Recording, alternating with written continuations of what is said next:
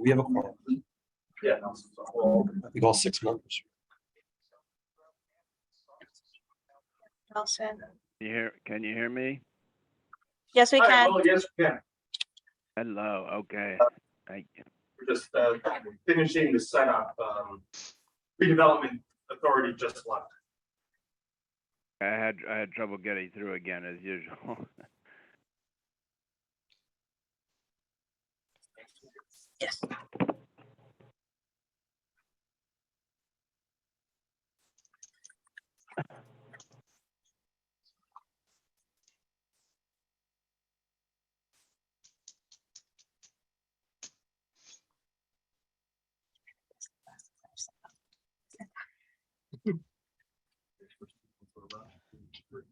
Oh, yeah.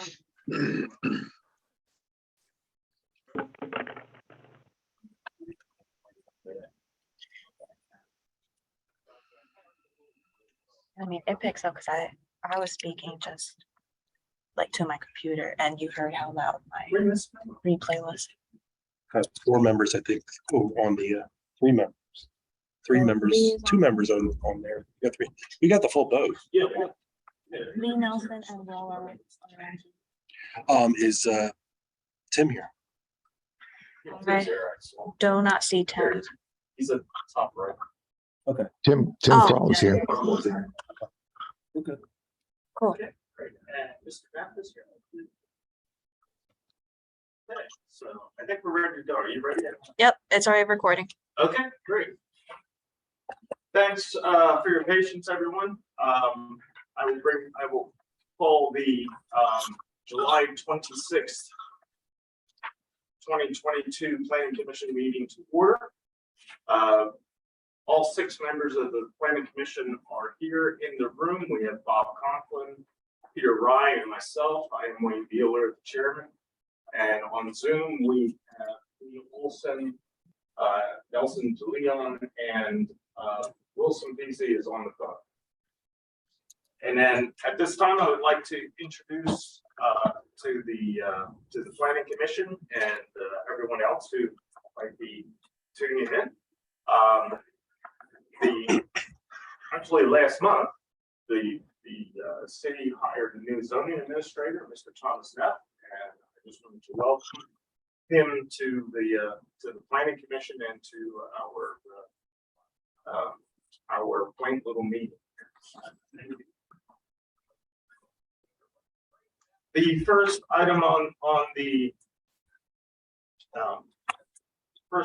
agenda is the sketch plan application for the Kozlowski subdivision plan at 719 Summit Avenue. I will turn it over to Jerome for the introduction. Okay, great. This project was submitted as a sketch plan. It is the Kozlowski subdivision plan. It is located at 613 Summit Avenue. It consists of a parcel of land that's 8,800 square feet. The applicant is seeking to develop the property or divide the property into 2 lots, so it can have 2 lots. Is there anyone here from the applicant?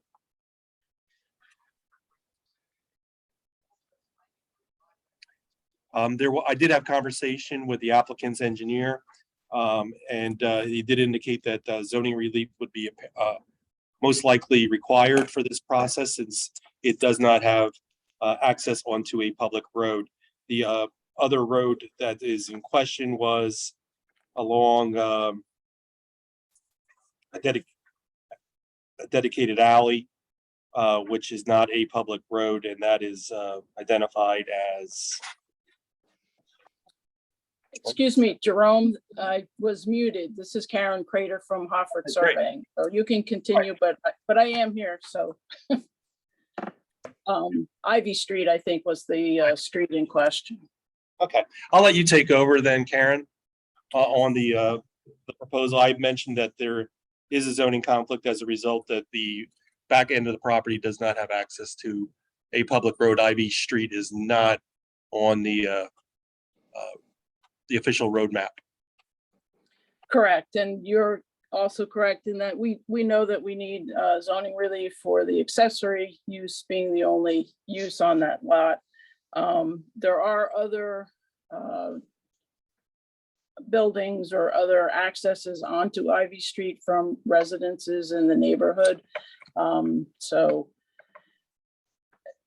speaking to the access to a non public street, that would be something that we would consider in keeping with the character of the neighborhood, that it's done in other areas. So that was, and the garage or the accessory building presently does access onto Ivy Street as well.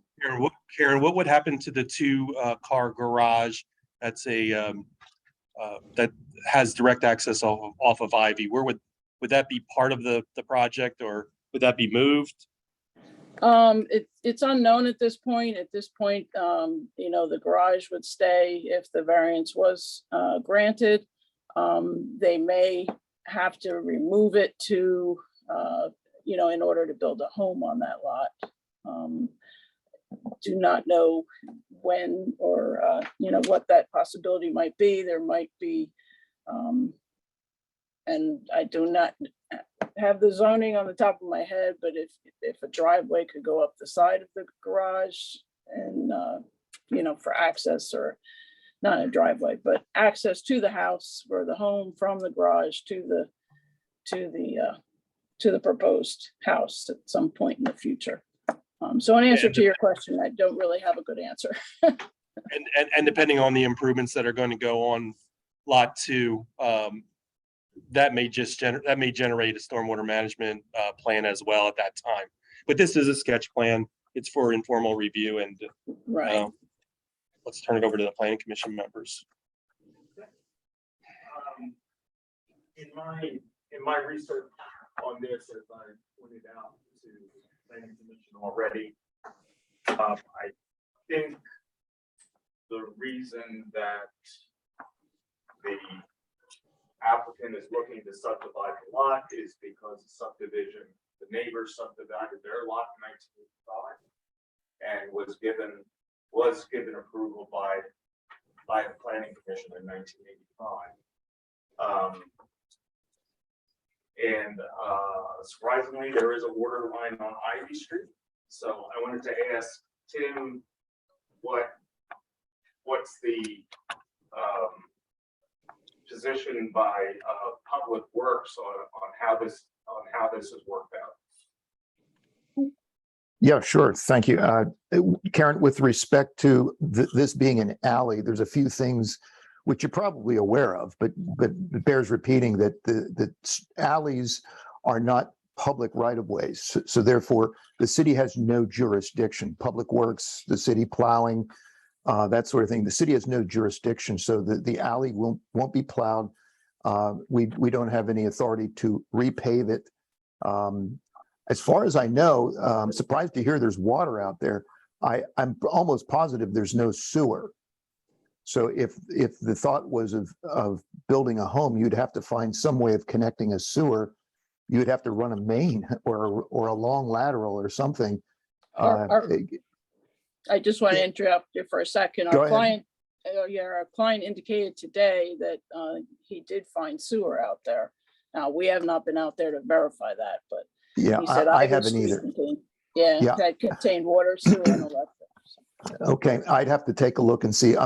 Sure. Yeah, I'm not aware of Ivy Street, at least not in my 10 years I've been here. I don't think I've done any work on Ivy Street as far as sewer goes. So I'd have to check that. But that definitely something to look into with ideas of future developing for Sure. residents. And then also, if it were to connect, then you'd have to do a planning module for Correct. the additional EDU.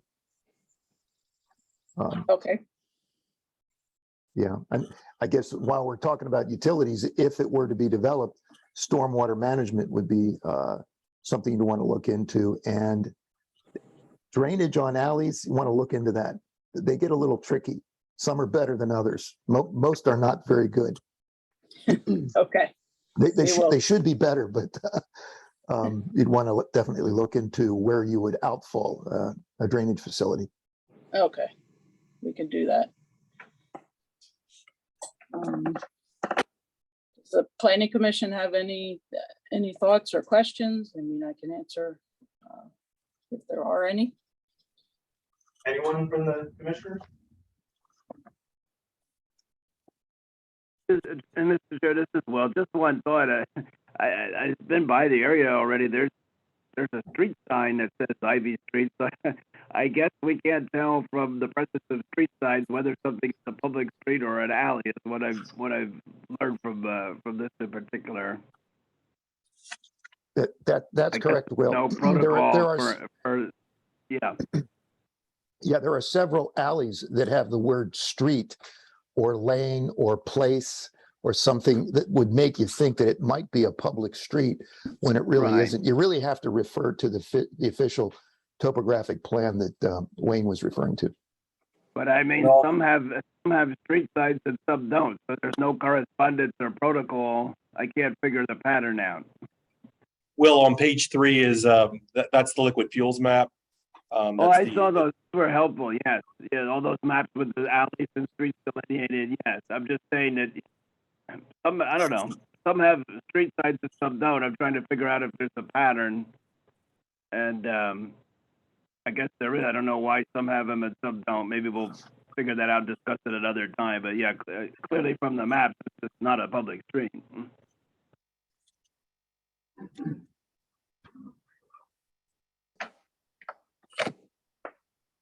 Okay, anything else for the commissioners? As, Go ahead. okay, as far as the variance that we would have to move forward on, does the commissioners have any opinions one way or the other on, in regards to having an accessory building only on this subdivided lot at this point? Not at this time. That policy may change in the future. Okay.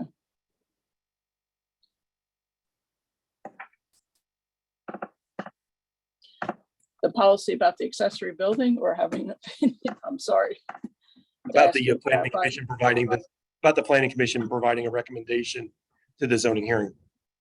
Okay, we were just in general, not so much an official recommendation, but just if there was any feedback from the planning commission, whether that would be something that, you know, could be something that could be, you know, granted or in their opinion might be granted, knowing that the zoning hearing board is the ultimate decision maker on that. Let me put it this way. When, get the name of the street, but it's over by Albright. I think it's South 14th Street. When, about 15 years ago, when the neighbors wanted to privatize South 14th Street and get it off the topographic map.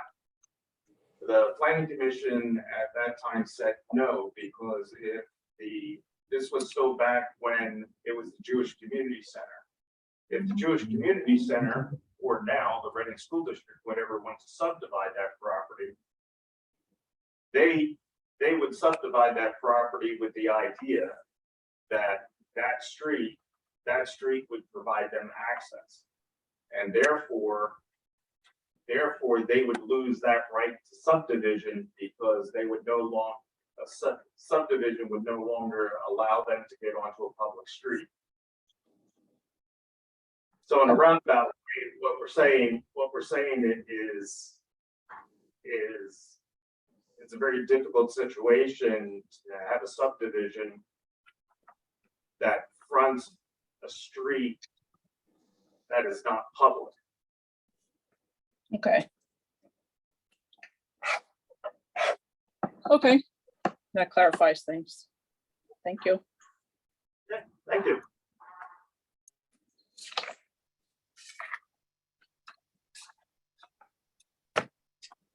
Very good. Okay, if there's nothing else on this, we will move on. Thank you. Next on, we have, the preliminary final plan, review for 1849 Perkins Avenue. And, this one's a little complicated, so I'll turn it over to Jerome. Yes, 1840, the property is 1849 Perkiomen Avenue. It's a subdivision plan. This is a preliminary / final plan review. The 2-lot subdivision will encompass 2 lots, one being at 1849 Perkiomen Avenue, which is or lot 1, which will be a 3,230 square foot lot that contains an existing convenience store or retail use, as well as 3 residential apartment uses. Lot 2 will be a 13,699 square foot property that will include 2 buildings or 2 building groups that already encompasses an existing commercial parking facility or parking garages, 18 parking garages in total. The applicant has received relief through the zoning hearing board in terms of relief for setback requirements regarding the property. It is dividing the 2 commercial uses into 2 parcels, whereas we will not have 2 different commercial uses on the same lot, but however, they'll still have setback requirements that they had been granted relief as part of Appeal 2022-22. There are other issues that we brought up within our review, most of which can be overcome with respects to curbs and sidewalks, municipal water and sewer, utilities. Those are the principal issues. There was a lot of discussion with the neighboring property, which is 1853 Perkiomen Avenue, and that's owned by the city of Reading. Within that property, there was a road that was vacated. That was portions of, well, Tim will be able to help me out with that later, but I believe it was 19th. Which when it was vacated, it still provided access to the parking or the garages or the commercial use.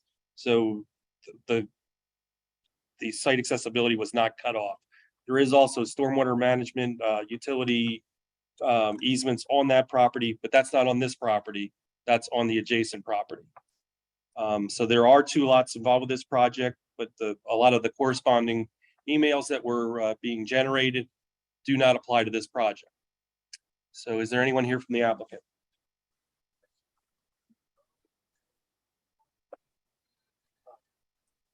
Bob Hain from Burke Surveying and Engineering. I think Jerome pretty much laid it out. Essentially, there's 2 separate commercial uses on the same property now. All we're looking to do is divide the property separate. The retail store / apartment building that fronts on Perkiomen Avenue from the storage garages that gain access on the night. So no new development, no new construction. Just simply as lot substitute. Planning Commission.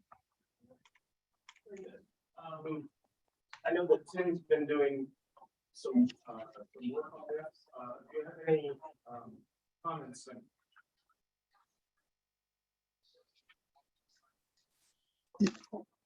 Wayne, you're breaking up there. Would you like me to add some comments? Yes, if you have any.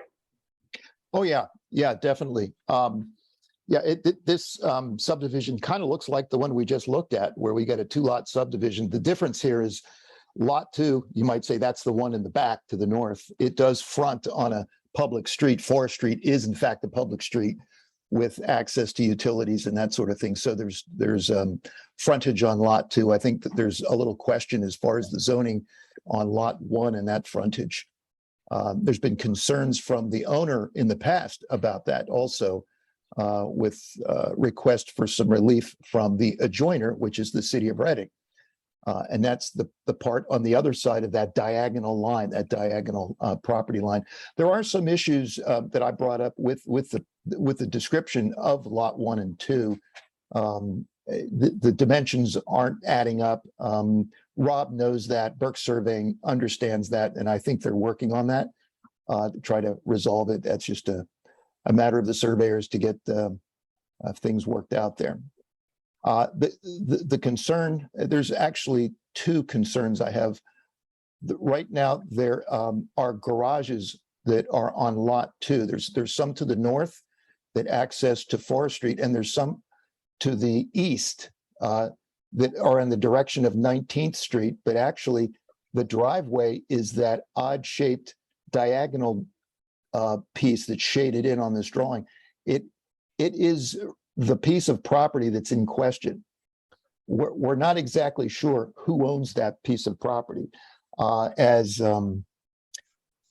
Jerome mentioned, there was at one time probably a right-of-way that went through there. It may have been Mineral Springs. That's what our old drawings show, but there is none there now.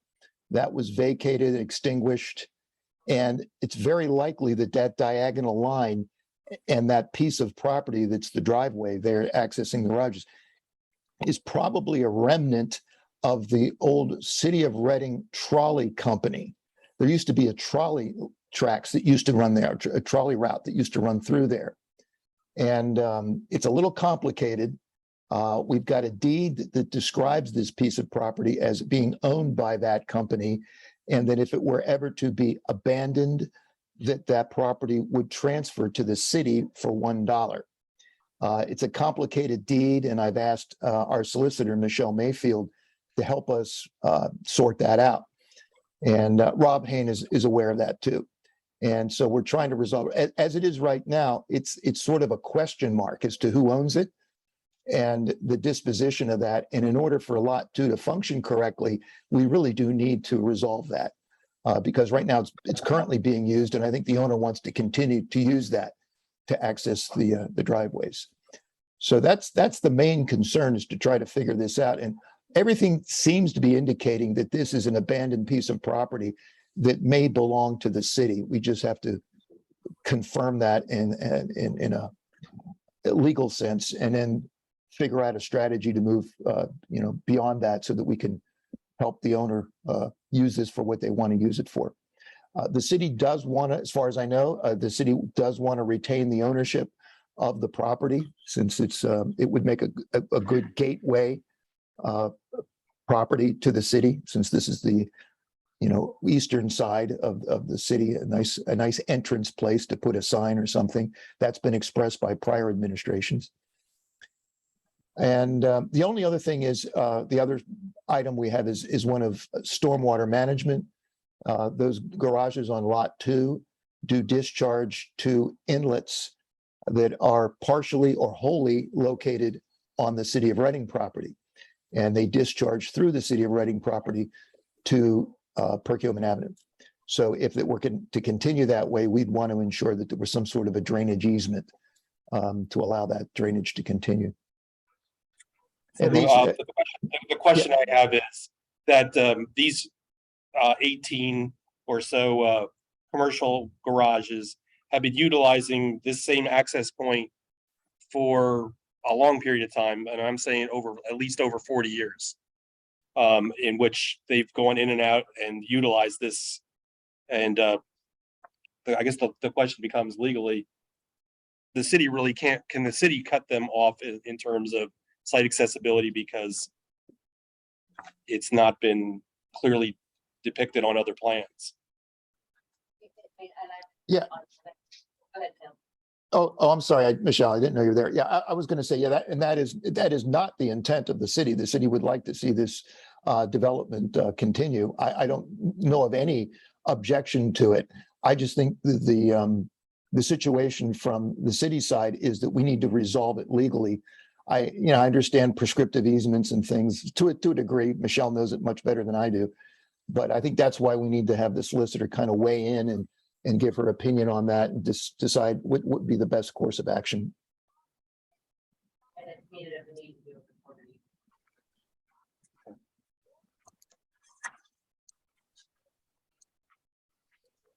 Are there any comments from the commissioners? Mr. Chairman, this is Will. Of course, this parcel had come before us several years ago, and I've been by the area. I just want to give a few thoughts. First of all, of course, as, like Public Works said, I see no objection to subdivision or anything like that, and would like to see that project continue. The part about the city gateway and all, that's a separate, because that's a separate parcel and all, you know, the easements would have to be worked out. So I'm glad there's been research into it, which I had asked about a few years ago, this 2018, into, the ownership of this. Here's my thought on it. If it is a city-owned piece of, I don't know what to call it, because it's not really a street, and the paved driveway, again, if this is true that it's city ownership, it should not adversely affect the applicant's development plan here.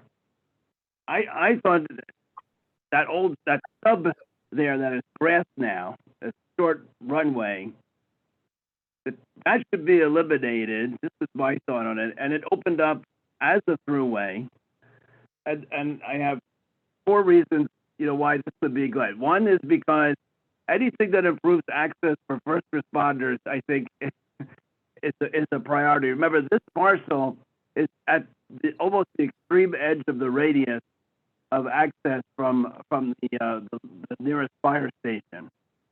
So there are sometimes fires in garages in this city. So that's what I was thinking with that, because it would link with Forest Street and so forth.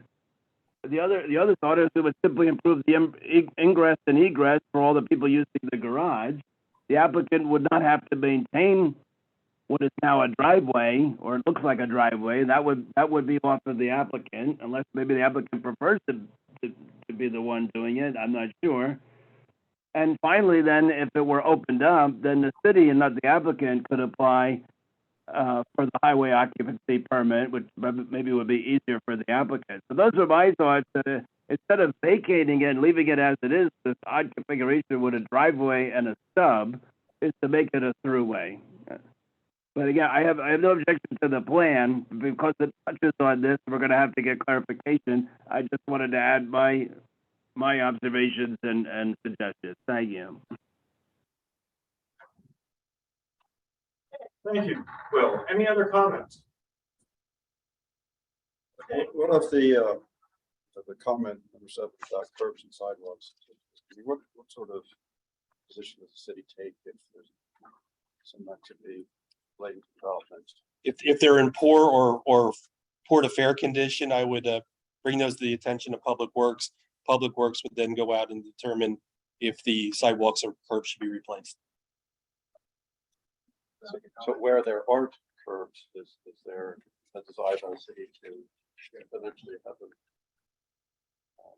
put in place when development opportunities occur? What triggers that, I guess? It would subdivision and land development activity would trigger it. In this situation.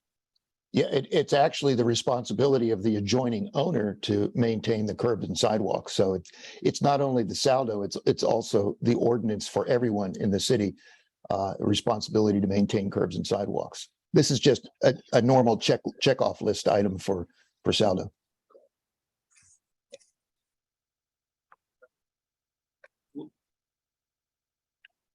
Sidewalk was replaced last 2 years ago because of drain fog. It ruined my sidewalk, went underneath my sidewalk.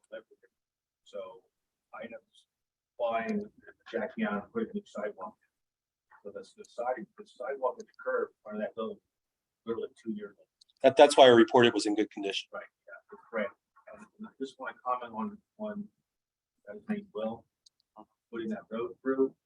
The neighbors will lose their mind if you guys put a road through there, because they value that little piece of land as their dog park. Just let you guys know ahead of time. I went around and had everybody sign neighborhood sign telling what I was trying to do. Every single one of them were like, "Are you gonna build a parking lot?" I'm like, "Oh, that's not even my property." Everybody wants that as like a small park, West area green land, or what call it. Just letting you know ahead of time what I know. Yeah, we really appreciate that. Do we have county comments on this yet? I just received them today. Received them today. Did you get a chance to? I did not get a chance, no. I can, Is there anything?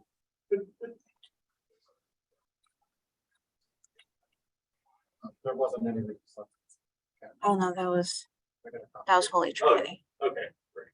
Yeah. That was Holy Trinity. Sorry, that was for Holy Trinity. So that was Holy Trinity. They may have had comments. I just don't always get them. I did not get that. Um,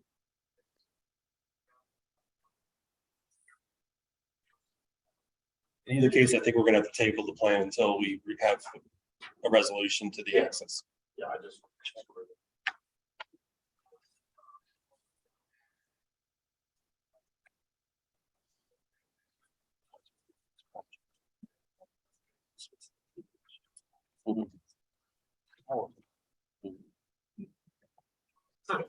So so everyone knows, glancing over this, that any comments were received. And they just have a comment about stormwater. The developer should make sure that proposed stormwater controls will meet applicable state and federal MS4 requirements and applicable regulations of the borough stormwater management ordinance, which we can clear up. Should be able to easily clear up by the next meeting. So, are there any other comments on this project? I guess just one question. If really the access and what's happening with the city property is a concern. Not sure why that would hold up the planning commission being able to consider action on the plan.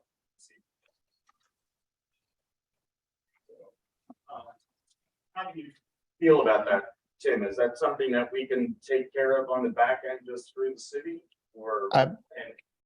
Yeah, I had a hard time hearing the question. Could you repeat that question? He's asking that, the question about the, access to the old trolley line. Yeah. Since that is something that,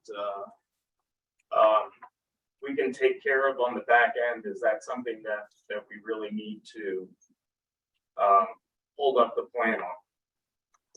Well, I think it fits squarely in the planning commission. This is planning because the garages depend on that piece of property that lies outside of the property line. Again, the city doesn't want to withhold anything here.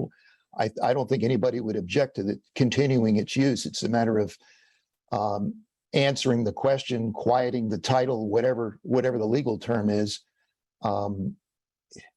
I think I would recommend that we clear this up first. I'm grateful that we have this plan. This is something that I think we've needed to see. And now that we have the applicant making the initiative to put together a plan that shows all this, puts the pieces together. This is the first time I've seen it put together with all the pieces. They're not all quite there yet, but they're pretty close, as best as we've seen so far. It'd be good to put it to bed.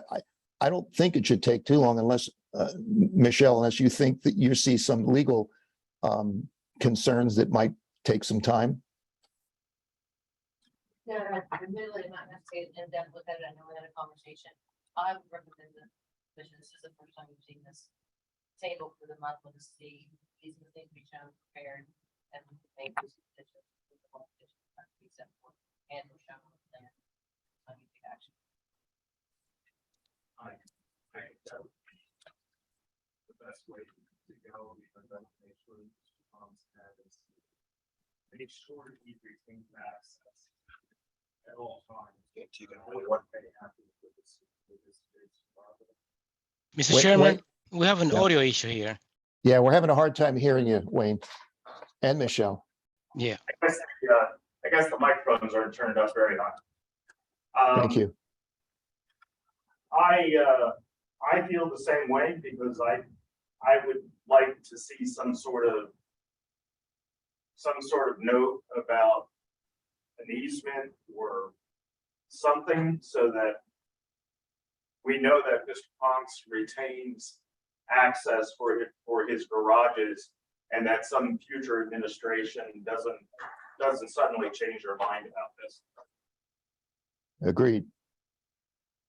I guess the only other question I have then is, to get on the sufficient deadline for review at next month's meeting would be next Tuesday, correct? The first Tuesday of the month. First Tuesday of the month? Yes. So that would be next Tuesday.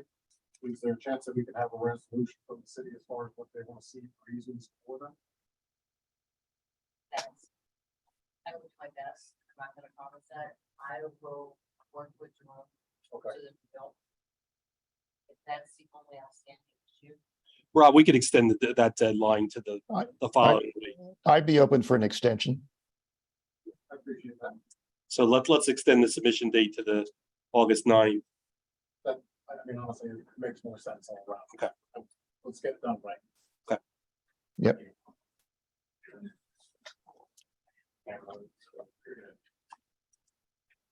Table. So, do I hear a motion to table?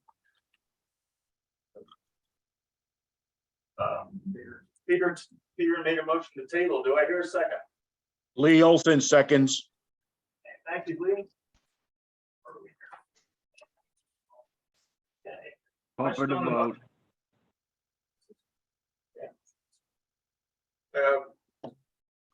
See here, question on the motion?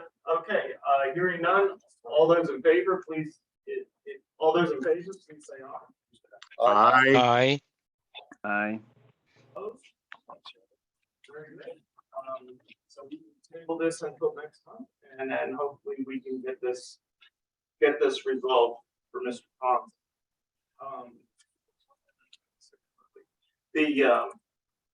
I do just want to make one comment that on your property, what is that? That's Reed Street, I believe, Reed Mill.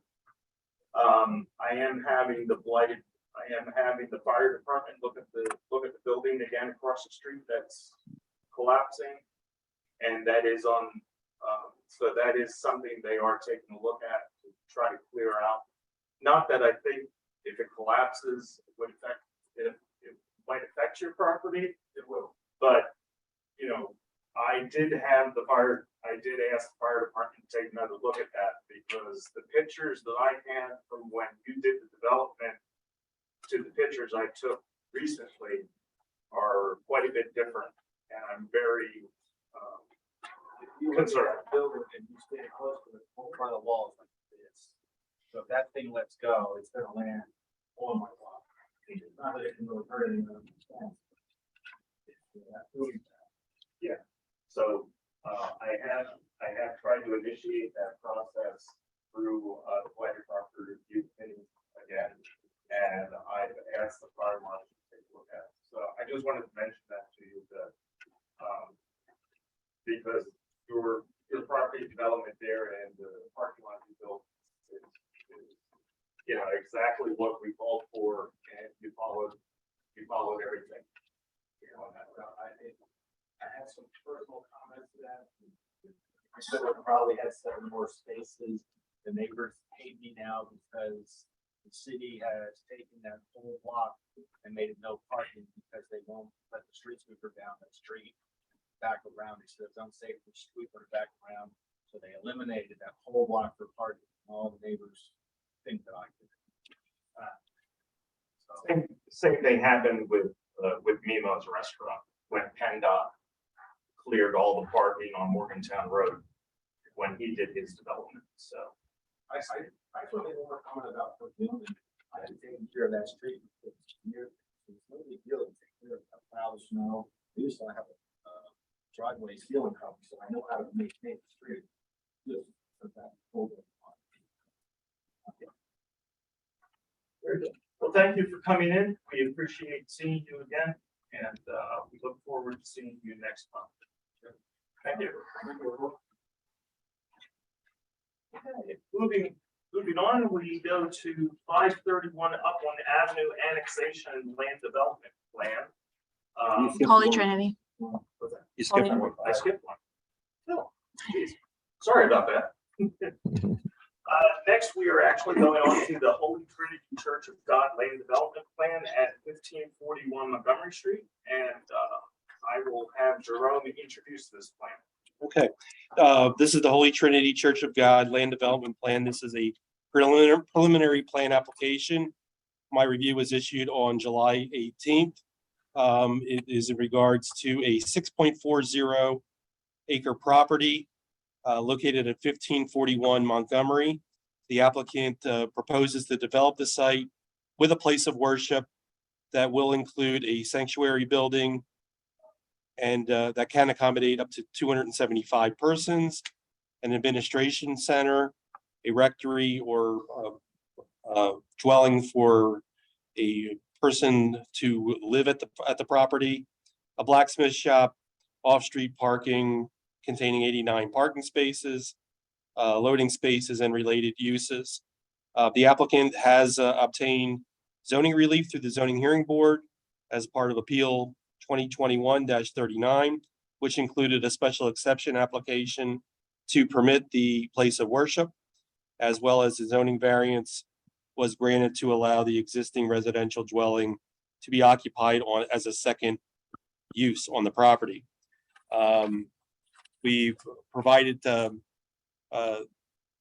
applicant with the bulk area requirements that are specified for the R3 zoning district. It appears that they are in compliance with that use. We had asked that the zoning office also just verify that, just to make sure that this project is good to go.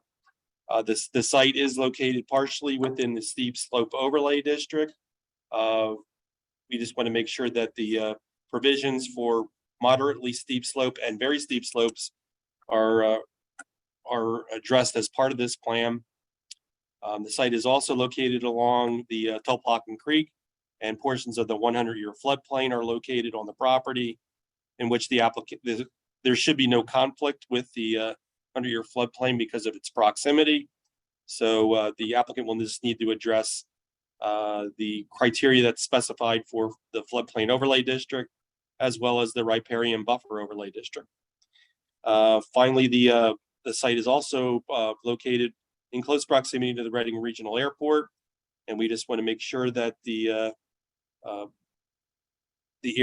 applicant is in compliance with the airport overlay district, and that would just be a compliance issue with the height requirements of that section.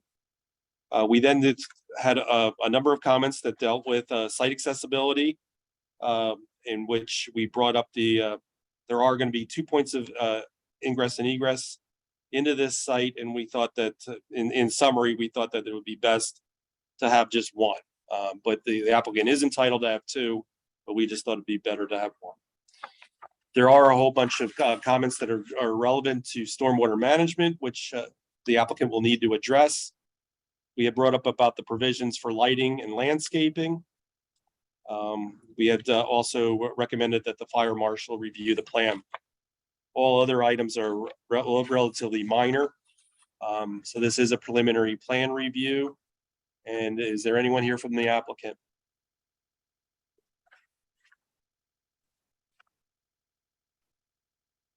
Anyone here from Bosia? Hi, Jerome. This is Greg. I'm here. Any further comments on, or do you want to respond? Yeah, I know that before, when we talked with Tim Kroll with respect to steep slopes, a lot of it had actually already been reworked. It was reworked and kind of actually farmed land at this location. So there was some discussions how that was interpreted. Yeah, I don't foresee it. I don't foresee it as a problem. It's just the delineation of any undisturbed steep slope areas. The areas that are disturbed as steep slopes or created as man-made steep slopes, those would not apply. It's the natural. So maybe we just need to work at that then. Yes. Okay. And this also may be the same issue we had with the airport overlay. It's just demonstrating compliance. Yes, we can certainly demonstrate compliance with that as well. Stormwater and fire marshal, we had provided the 26-foot width for the access points. As Is you there can any see need- in the plan. Is there any need So- for is there any need for the applicant to have 2 points of ingress and egress? I'd probably like Tim to weigh in on that, because I know that was when we worked at the access previously with Lackawanna Street, that seemed to be desired between Tim and Jeremy Searfoss. Yeah, on that point, I don't have any problem. I always like more than 1 point, especially for such a large campus.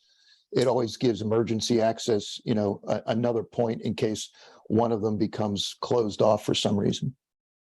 Yeah. Right. That was why we had kept such 2 long driveways coming out to Lackawanna Street. So I think that's what was expected of us, because before, Jerome, this kind of predates you, that we were looking to go out through Byrne Township in the past, and that's something that, Byrne Township came through and made very clear that they weren't looking to do that. With all the different streets and the past streets and ones that were paper streets that really just weren't opened up, that this was something I think we had worked out with Public Works and Jeremy Searfoss to keep the 2 that you see today. Okay. So that's how we wound up where we are. And we handled that through the zoning process prior to your arrival.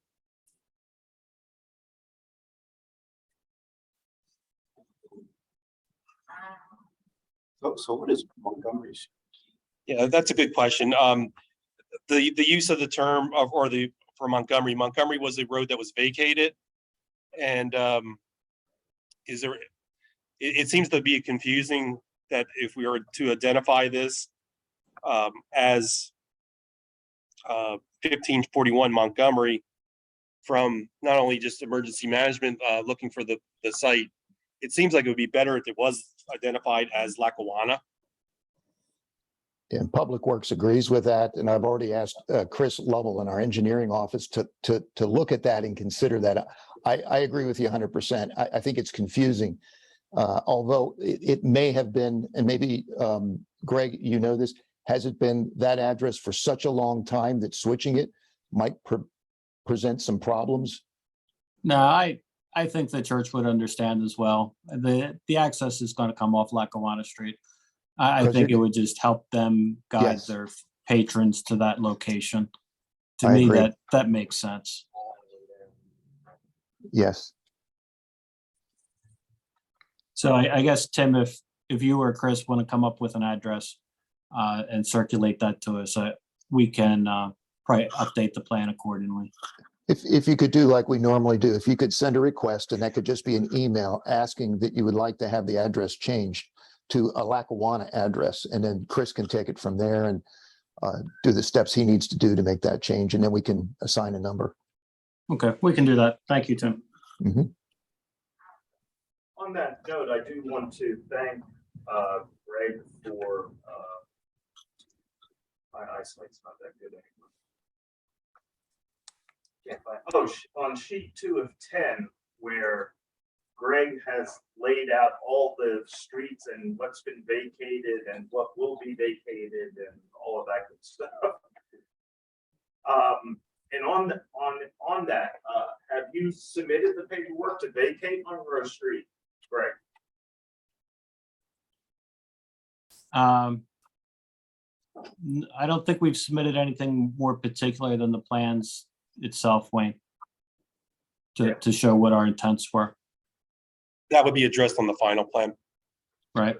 Yeah, Wayne, to maybe help you answer, I took some time and studied it here for about an hour or so.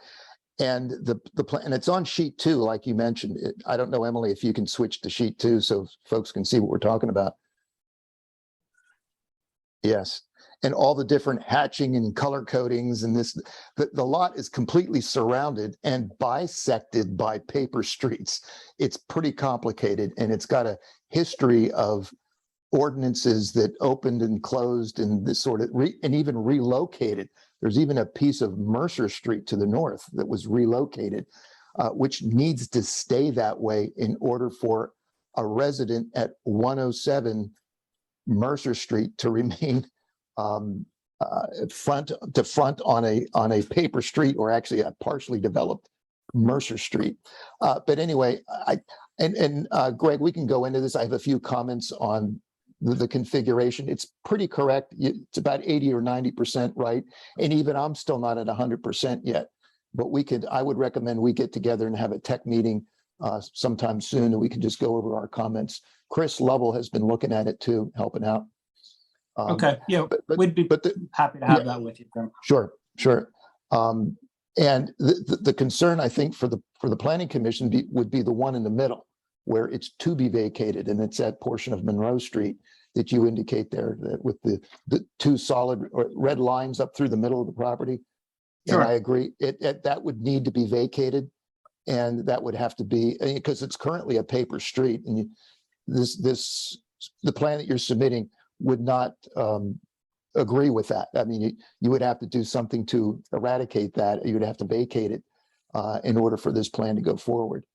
And I don't know if Michelle has any comments on it, but I think the plan is to submit a petition to City Council. And since the owner is 100% the owner on all sides, it would just be the owner making the petition, and then take it from there for getting a vacation. But my opinion is, I think that would need to be vacated for this to be approved. Okay. I think the petition forward on council's website, Michelle, we can't hear you. I believe petition, a sample petition on council's website, if not, reach out to me or Linda, I'm sure you can copy.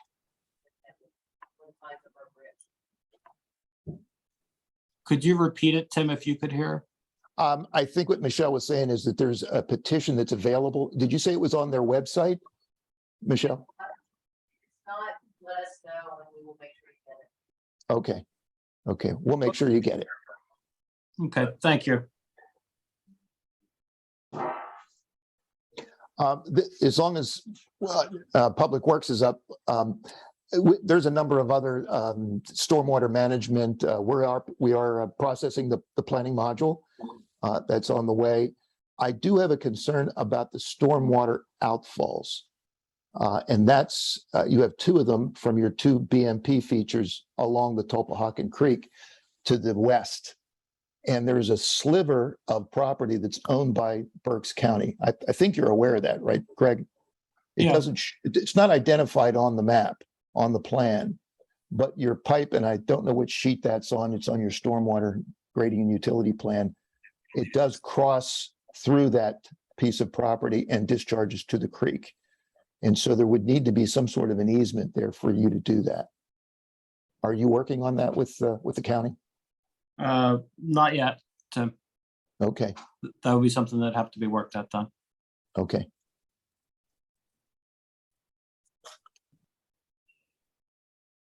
And I'm looking at my list. Sewer connection, I assume you're going to make a connection to the line that runs through the property, that zigzag line that goes through the property? That would be correct. Yeah, that is owned by Byrne Township. That section of that line, that's owned by Byrne Township. So you would need to get a permit from them to connect a planning module from the city to for us to convey it and treat it. So the permit would be, we would want to know that during the planning process that you would be able to get out. We don't want you to wait until construction phase. We would want to know that you get a will serve or some sort of a letter or confirmation from Byrne Township that they will allow you to connect. I think the connectivity was allowed when the church let the easement go through for $1 from the original deed. Oh, is that part of the agreement? Super. I'm pretty sure it was. Okay, as long as we can have that. If that's satisfactory to the city, I think that's probably the way they would want to cover that.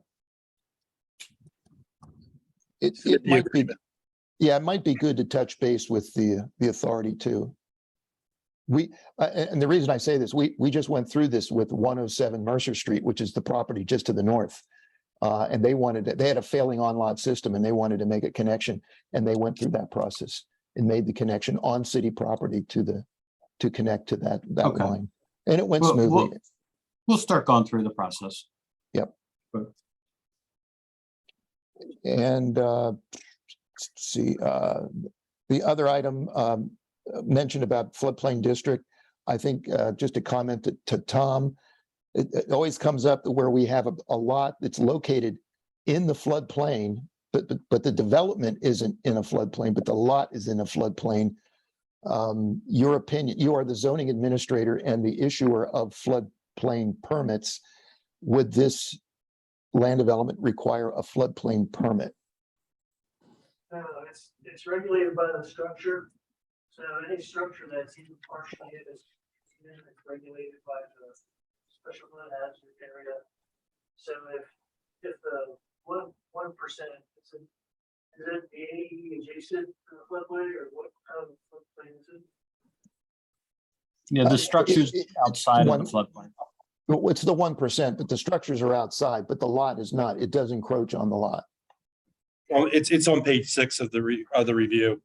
It depicts zone AE is on the western portion of the property. None of the improvements are proposed within close proximity of it. You don't need a floodplain permit for that. Okay, I just want to be sure because we don't want to jeopardize the city's standing or position with our, our FEMA flood insurance agreement.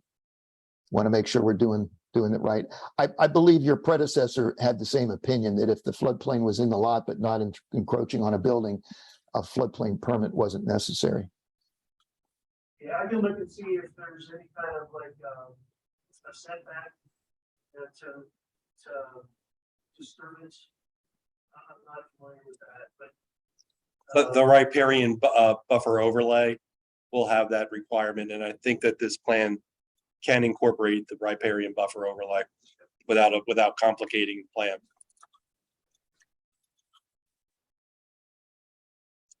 Any other comments from staff? Any comments from the commissioners? This is Will, Mr. Chairman. I just want to compliment the applicant for conserving the 1867 residence as well as the blacksmith shop and the use of it. I think that's really extraordinary. I'm not aware of any other blacksmith shop in the city, so I'm really glad that they're doing that. And I have no objection either to the plan or to the vacation of the street. And I agree with you, Mr. Chair, that map was very helpful with all the vacations delineated. So thank you. You're very welcome, Will. Yeah, Mr. Chairman, this is Lee Olson. Greg, do you have a drawing in your packet that would show a little more vicinity relationship between the site and the airport?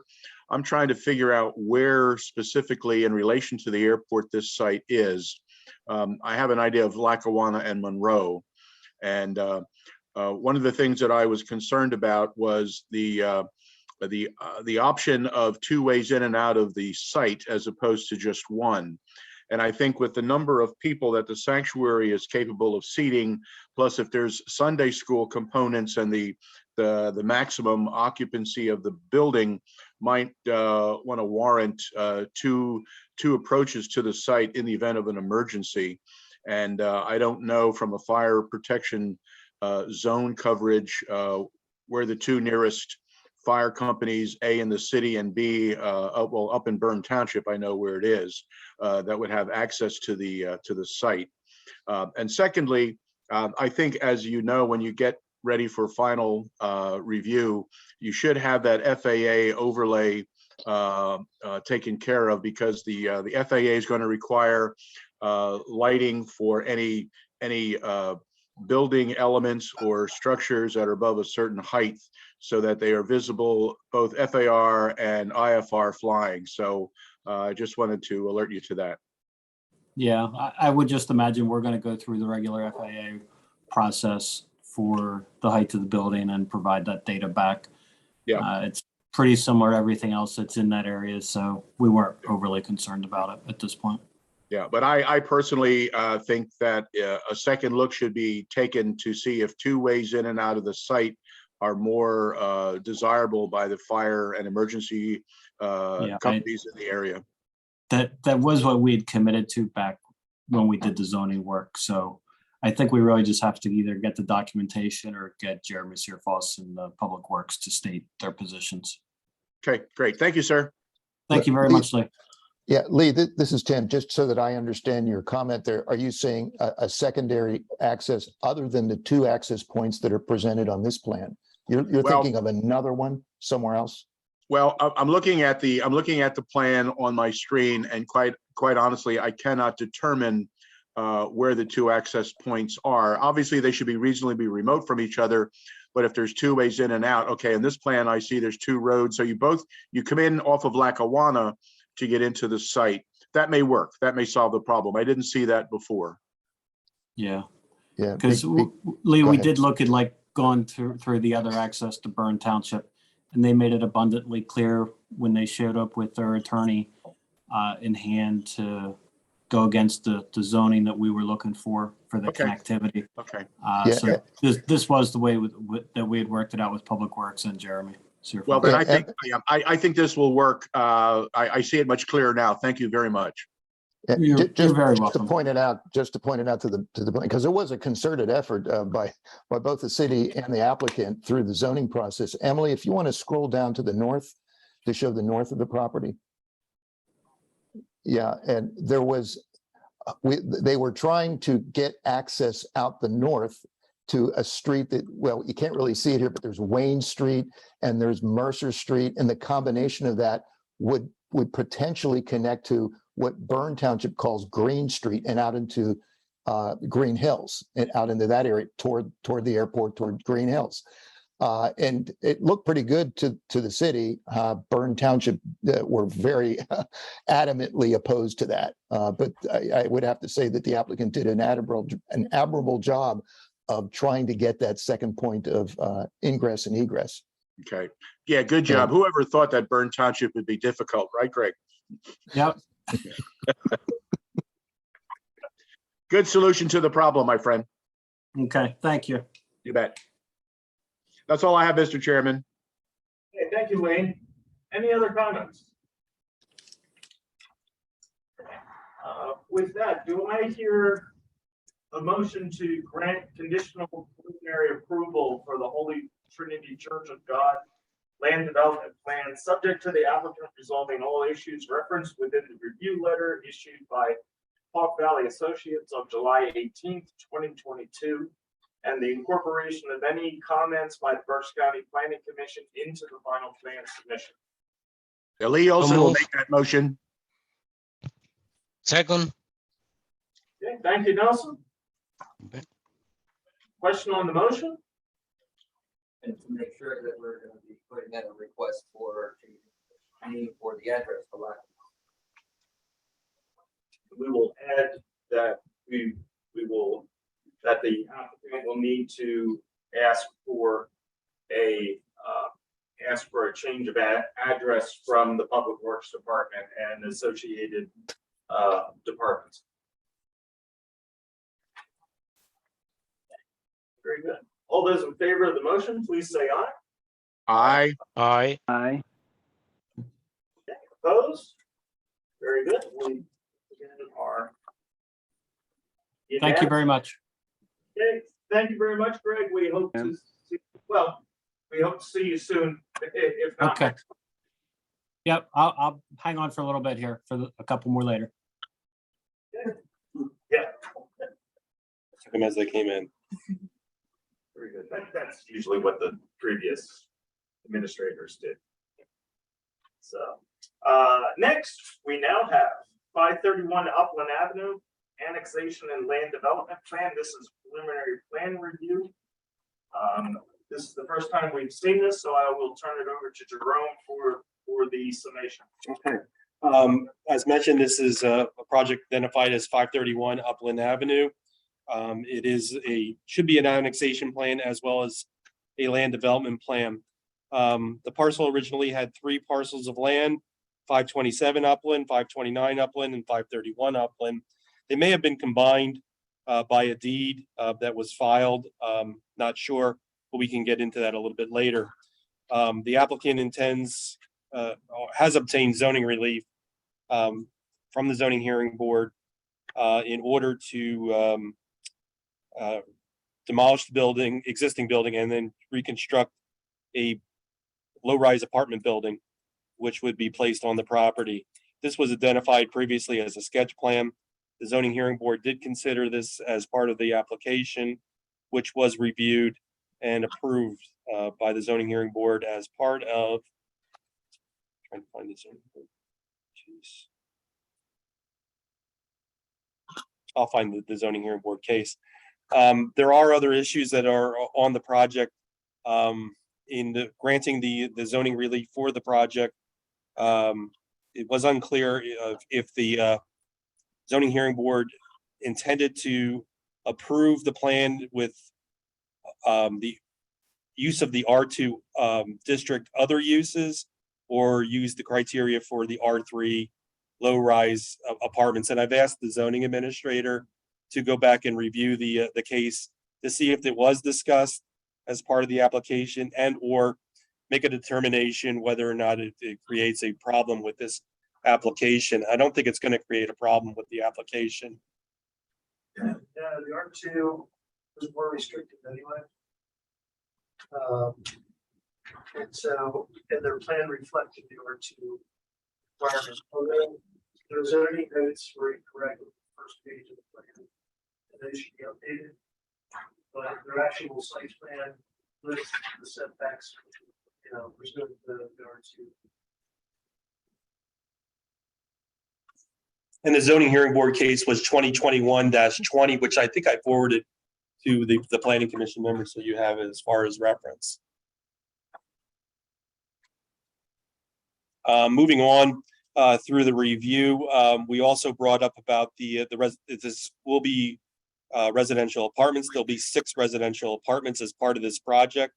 We asked that the applicant provide or submit architectural renderings, elevations, and floor plans in order to demonstrate compliance with the requirements for the residential apartments, including the type of units, the habitable space, utility accommodations, sanitations, site accessibility, as well as other compliance with the building code requirements. We further had then asked with respects to the site accessibility issues for this site. The rear of the property will be utilized for 9 off-street parking spaces.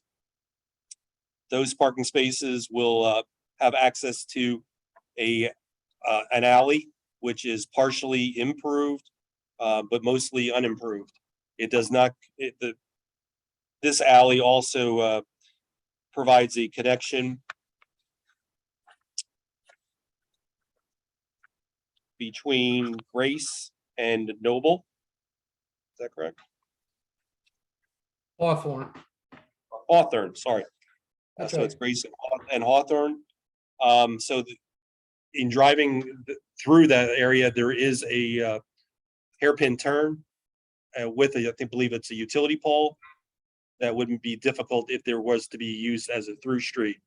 It's also only 10 feet in width, so it makes it impractical to have it as a 2-way option. So we'll have the applicant provide us with comments and discussion on that. As part of that, I also asked the fire and rescue department to weigh in on that as far as their ability to gain access to the rear of the site as well. With respects to sanitary sewage disposal, this plan will require a planning module approval, in which I believe that they have submitted. Yes. There are a variety of stormwater management comments that have been provided to the applicant to address. That's a brief summary of the comments that I've issued on July 18th, 2022. Tim, do you have anything at this point? No, the planning modules are in progress, and I see Craig is here, the applicant, and maybe he would like to add to the comments. Yeah, I'd be happy to, I'm sorry. Go Go ahead, ahead. Craig. Okay. Yeah, I'd be happy to address any questions. I do have a few comments that, I wanted to discuss this 10-foot alley. Currently, this alley is being utilized as a 2-way alley. by everyone that has rear frontage on the alley, which is probably, I would guess maybe 6 or 7 properties. And they do use this alley two-way from Grace to access rear parking. So I don't know why we would be restricted or questioned about our ability to use this alley in the same manner as it's been being used for the last, I don't know, since the subdivision was done. The alley was created as part of the subdivision that created our lots. And therefore we have inherent rights to it. So I guess that, that plus, the fact that a lot of the comments that Jerome made had to do with improvements to that alley all the way out to Grace Street, I believe, and even improvements at the intersection of the alley and Grace. And, those are basically off-site improvements. And I don't know, I don't, generally off-site improvements can't be enforced on this property owner because, first of all, we don't have any rights to do any of that. So I'm just trying to figure out where, where these comments are being generated from. Well, let's start with the first part of it. Can access to the alley, can that connection be made from Grace to Hawthorne? Can it be made from Grace to what? To our parking lot? To Hawthorne and then through Hawthorne? I don't know how you're gonna. I don't know that it can. There's every time I've gone down that alley, there's been cars parked in the alley that, and I don't think the fence is in the alley, but it's very close for one of the neighbors behind us. It would be difficult to get through that alley one way, I'm sorry.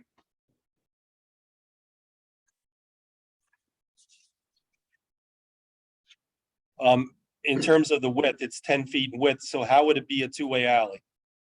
Well, that's the way it's being used now. Okay. I mean, there's hundreds of alleys in the city that are not restricted to one way that are 10 feet wide. But this isn't a terribly unusual condition. I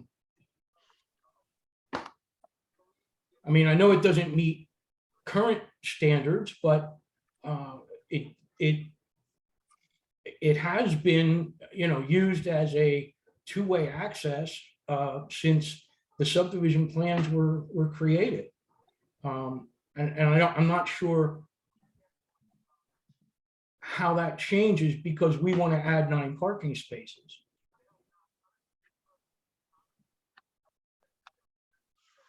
I know in past projects that we had for, say, Milton Moore Street, where we did have an unimproved alley in which the applicant was attempting to utilize it for parking spaces in order for that development, they were required to improve the alley.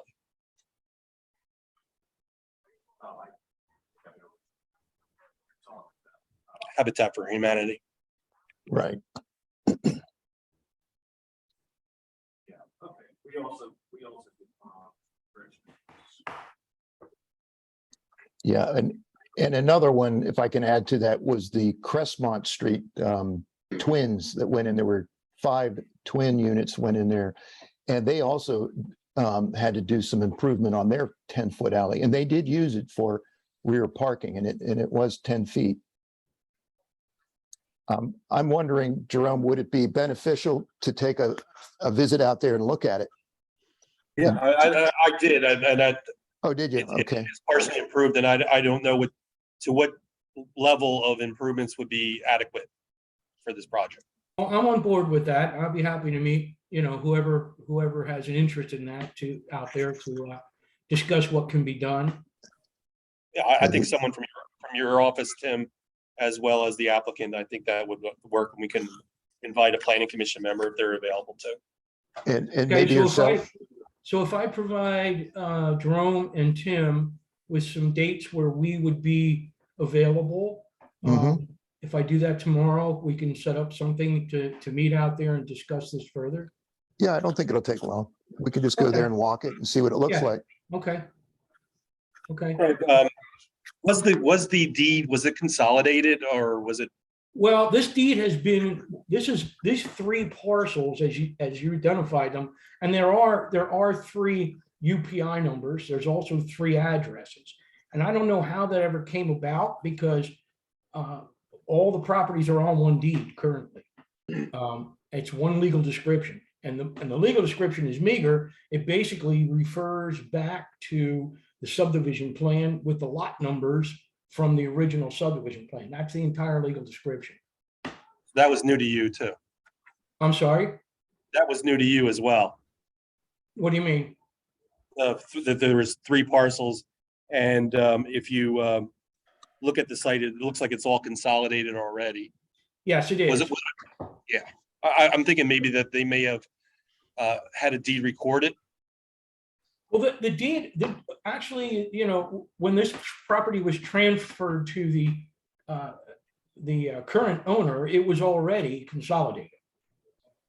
I don't know when that occurred. I didn't trace it back to when that happened, but for sure, the previous deed, which was nothing more than a $1 deed from a husband and wife to, I believe, a wife. So this deed goes back quite a few years, a significant number of years. And it's always been one legal description. All parcels are on one description. So there's really nothing for us to do on that. That's already done. Have separate meets and bounds, or is it just, are there three meets and bounds, or is it one set of meets and bounds? I'm sorry, I have difficulty understand. understanding. Are there- Existing deed, is there three sets of meets and bounds, or is it just one set? Well, as I said, there's no actual meets and bounds. What it says is lots 222, 223, 224, 225, 226, and 227 of the such and such subdivision plan, which was like Plan Book 4 or Plan Book 8 or something, okay? So it just lists the original lot numbers. There's no actual meets and bounds on that.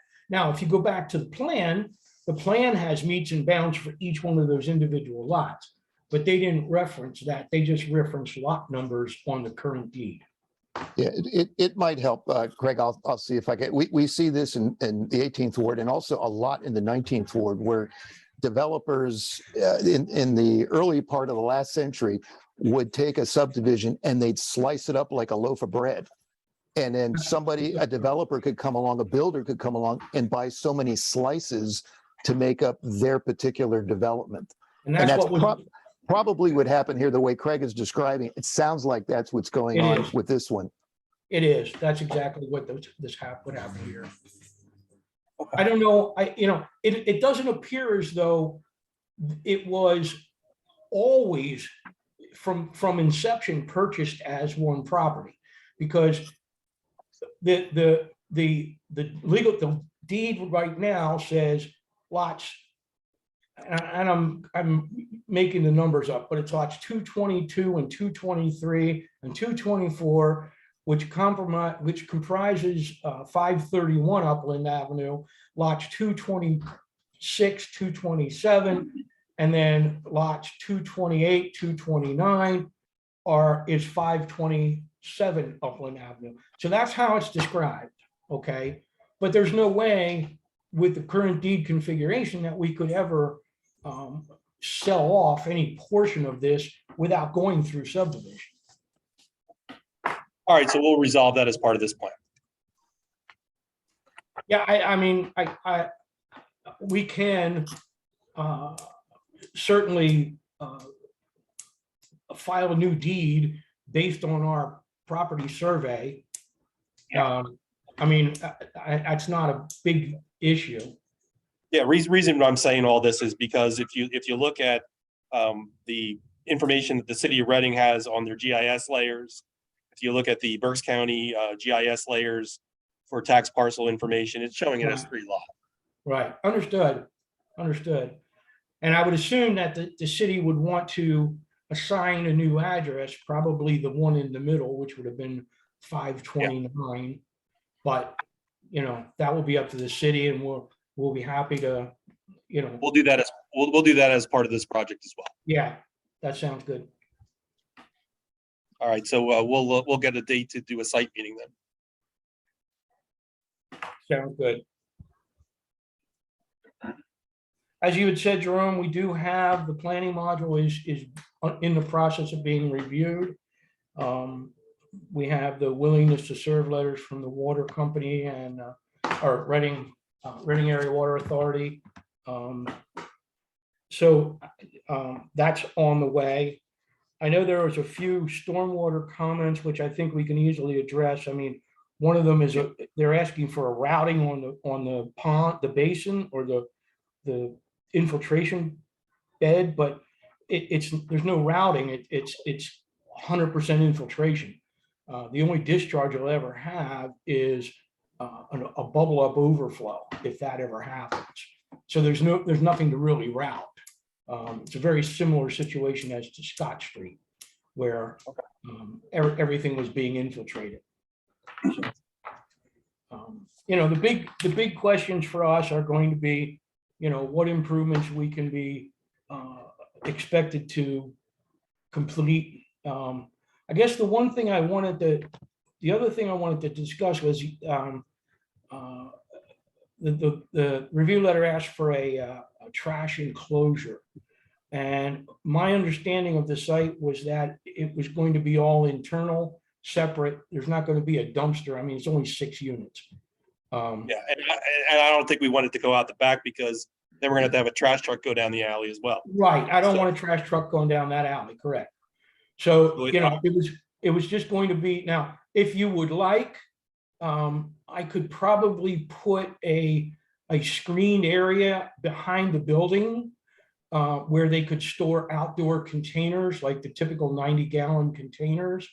But then they'd have to bring them around front for pickup. Yes, something along those lines would work. Okay, good.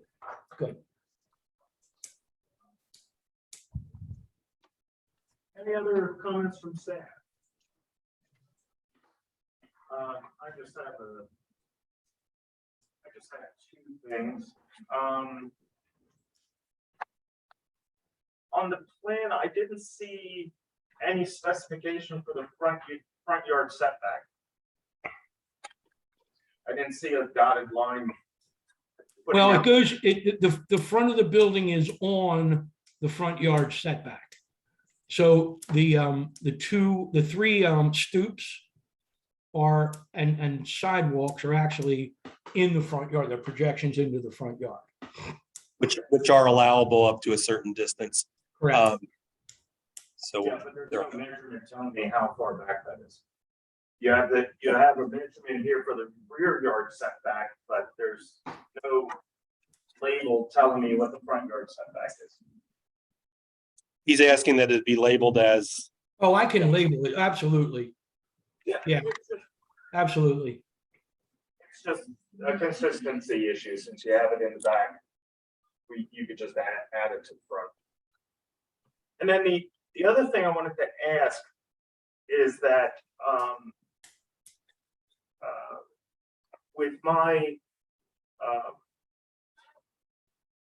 my experience with 10-foot wide alleys, I would suggest moving the parking spaces 5 to 10 feet closer to the building. Maybe, I don't know if they can go right on the rear yard setback, so that if you do have 2 vehicles coming in, one can at least pull over and let the other one go. I don't know if that would be a nice compromise. That would be a possibility. We can look at that. The only thing I have a concern about that may be that the parking space on the east side of the back lot there is going to get very close to the property line. Right now, we have basically the radius on the west starts at the property line, and on the east, we might have, an extra 2 or 3 feet. I think the way the handicap space is drawn, I might be able to squeeze out another 2 feet, because I think we have those drawn 9 by 9 for the space and 9 by 9 for the offloading area. So with that, by ADA regulations, that can be reduced to 8, each of them. So I may be able to pick up an extra 2 feet where I can push that in and keep it. I just don't want to, I don't want to encroach. I don't want to use the word encroach, but I don't want to impinge on the neighbor too much. Okay, so that's really my only concern there. I mean, and as far as improving that alley behind the parking spaces, I don't really have a big objection to that. Okay, it's just that I'm real concerned about having to do off-site improvements. I don't know that I have the rights to do that. Yeah, the way we've done this in the past is that each of the adjoining owners has their own respective rights to that alley. So if you wanted to do an improvement, I guess, outside of what's already in the engineering standard, beyond where your property lies, you would need the consent of the rest of the owners. Yeah, But again, let's see what it looks like and Okay. see how extensive improvements would be required for the alley itself. And as far as adding depth to the spaces, that has been a remedy that's been used on these narrow 10-foot alleyways, and I think Okay. effectively. So I second that idea of looking at making them deeper. All right, well, I'll certainly discuss that with the applicant, the developer. I don't think that's a bad idea. It will increase your impervious area, so keep It that in will, mind. but But I think it'd be worth it if you can handle it. From a stormwater perspective, we've got more infiltration than we'll ever use. Okay, so from a stormwater perspective, we should be Mossimo okay. here, Greg. I'd be okay with that. It's Yeah. Mossimo. I don't know if you can see me. I'd be okay with that. Oh, you're okay, Moss. Good. Yeah, the only thing I have to do is check the impervious coverages under the zoning. That's going to be the key to Right. that. Greg, we'll set up the meeting, and then what we'll do is then we'll extend your submission deadline to August 9th. Okay. Okay. Give you an extra. Okay. We will get together tomorrow and come up with a couple meeting, availability dates, and we'll get them to Tim and Jerome, and we assume you guys will coordinate with anyone else in the city departments that would have an interest in being out there. Right. Okay. Very good, gentlemen. Thank you for your time. Mr. Chairman, this is Will. Mr. Chairman, I have a comment as well. Go ahead, Will. Yeah, I was gonna say we did get to. Thank you. Two things. To follow up on what Tim Crawford Public Works was saying, I suspect this is we've also seen it in Riverdale, that with this lot with the different with the parcel with a different lot, that these could be per part. And so I think it's prudent to research it further back, see if there's a deed that had consolidated it, or if not, I'm not giving legal advice, but something that would be acceptable would be a deed to quiet title, as I think the applicant was alluding to resolve that.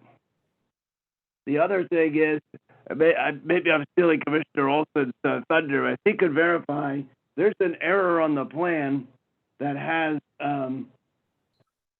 the street on the east with Upland Avenue as Perry Street, identified as Perry Street, but that of course is Pansy Street. And that's all I have, Mr. Chairman. All right, this is Lee Olson. Craig, I'm looking at the site plan that's on the screen, and just judging from the dimensions and the distances, it seems as though the setback from the alley is deeper than the setback from Upland Avenue. That's Now, correct. is this property across the street from the Upland Center of Alvernia University? Yes, it is. And along the Upland Avenue side, there are great aged sycamore trees, correct? Yes, we have All been right, in touch with, we have I been, was born and raised at 501 Upland Avenue. I know this neighborhood very well. On this site used to be a very stately brick house, and to the east of it was a small bungalow that was made out of stone from the old city hall before the new one was built.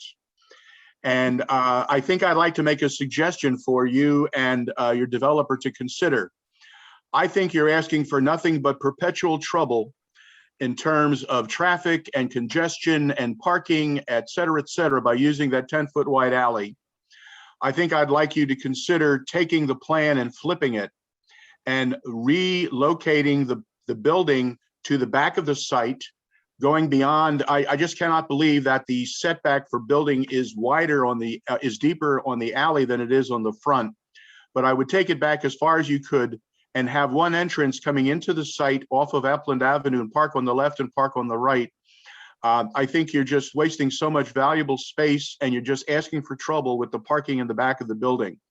I would like to see what the elevations look like, because I think with the improvement of the neighborhood by this building and the improvement of Upland Center, I think you could really improve and increase the saleability of these units by really giving it a little more grand entrance.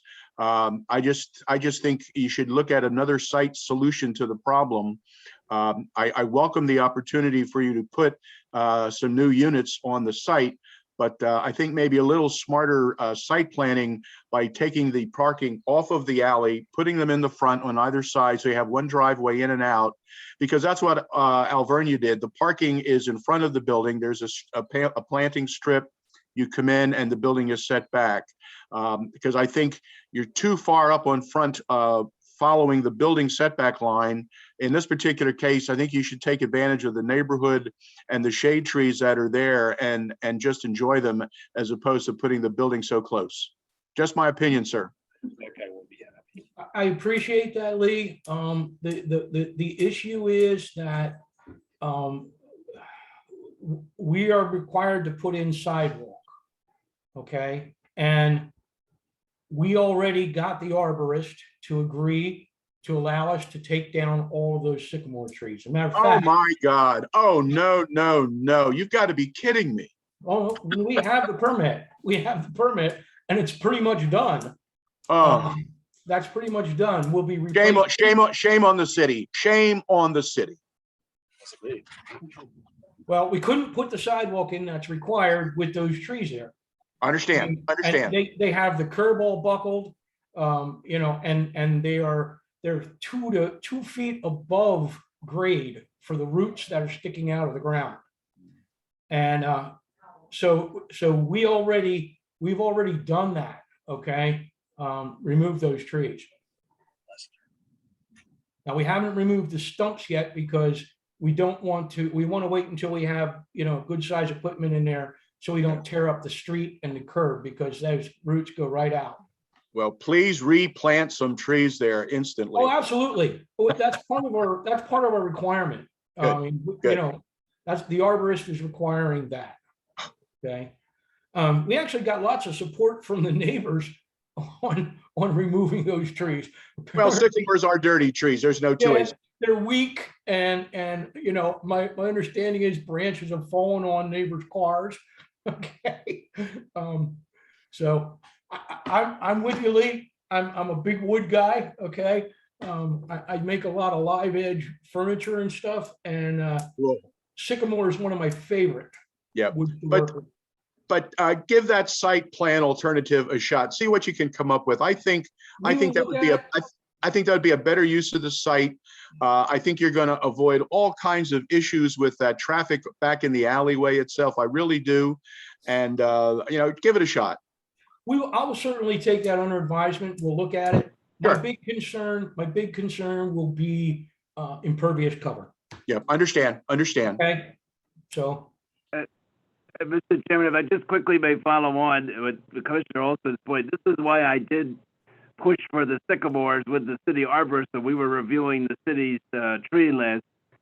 And he's not as favorable as Commissioner Olson or I am, but Nor they I. do have to be maintained. And it is that we have the same issue here with the branches falling and that. And I've been trying to preserve them as well, because they are great. They are great shade trees for the city. But that's all I have wanted to say about that. Thank you. Yep. Thanks, Will.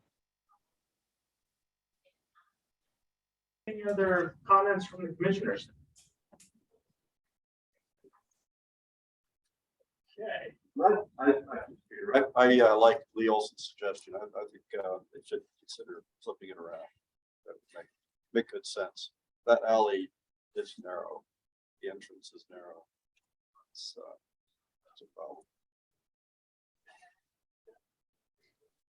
I like the idea too. Well, we shall see. I concur also. Okay. Great. Any other comments from staff or the commissioners? Okay, hearing none, are we ready for preliminary on this? Table.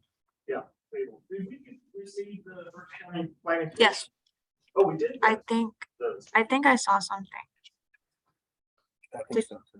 Okay, we could get those sent out. Along with the next batch. Okay, with that, do I hear a motion to table? So move. Okay, thank you, Nelson. Second? I'll second. Peter is seconded. Question on the motion? Because there is no question on this. All those in favor, please say aye. Aye. Aye. Aye. Opposed? Very good. Well, Thank you all very much. I always enjoy a lively discussion and good advice. Good night, everyone. Thank you, guys. Craig. Thank you so much. Thank Okay, next we have First Energy Stadium Land Development Plan. Preliminary plan review, and I will turn it over to Jerome for the update on this. Okay, we had an extensive presentation last month with respects to the sketch plan application. The applicant has moved forward and submitted a preliminary plan application, pretty much maintaining the same design as was previously discussed, with addressing some comments. We had a technical review yesterday, which addressed quite a number of issues in regarding to site accessibility, stormwater management, sanitary sewer, pedestrian management, lighting for the site, landscaping for the site. I did mention stormwater. So we tackled just about everything within the review, and the applicant has a clear path and towards a final plan application. As you can see, there are a number of comments, but I would say for the most respects that most of them are rather small in nature, with the exception of the emergency management one comments, which were specifically addressed by emergency management coordinator for the city of Reading. Tim's office was also able to provide a number of comments in addition to those, but I don't want to go through each one of these comments again, because they were we did go through them item by item. We did also ask the zoning office just to make sure that we didn't overlook something in respects to zoning compliance, but I think we're okay with everything on this project. And that's all I have to say. Is there anyone here for the applicant? Oh, how you doing? The applicant was obviously there as well with and with their full support team as well. Yeah, again, my name is Michael Kissinger with Community Associates, working for the Reading Police on this application. Connor Henderson is also online there, who is the lead engineer for the property or project. As Jerome said, this letter was very thorough letter that we believe that we will comply to basically everything in there. You know, the emergency management issues, the pedestrian access, we are working through, and we have, I think, a solution. And I think we on the call, at least I don't want to put words. I think we were able to satisfy most of them. So we anticipate submitting again next, I guess it's in a couple of weeks, with a review, a response letter involved. But we don't really see any issues there that we can't comply to, and we appreciate all the city's help and availability to go through all the various items. We agreed to also having a phasing type plan for the site improvements, if necessary, where it could involve PennDOT, so that there will be a phase 1 and phase 2. If they proceed in that direction, PennDOT HOPs would be necessary, but they don't feel that it's going to be part of this project at this point.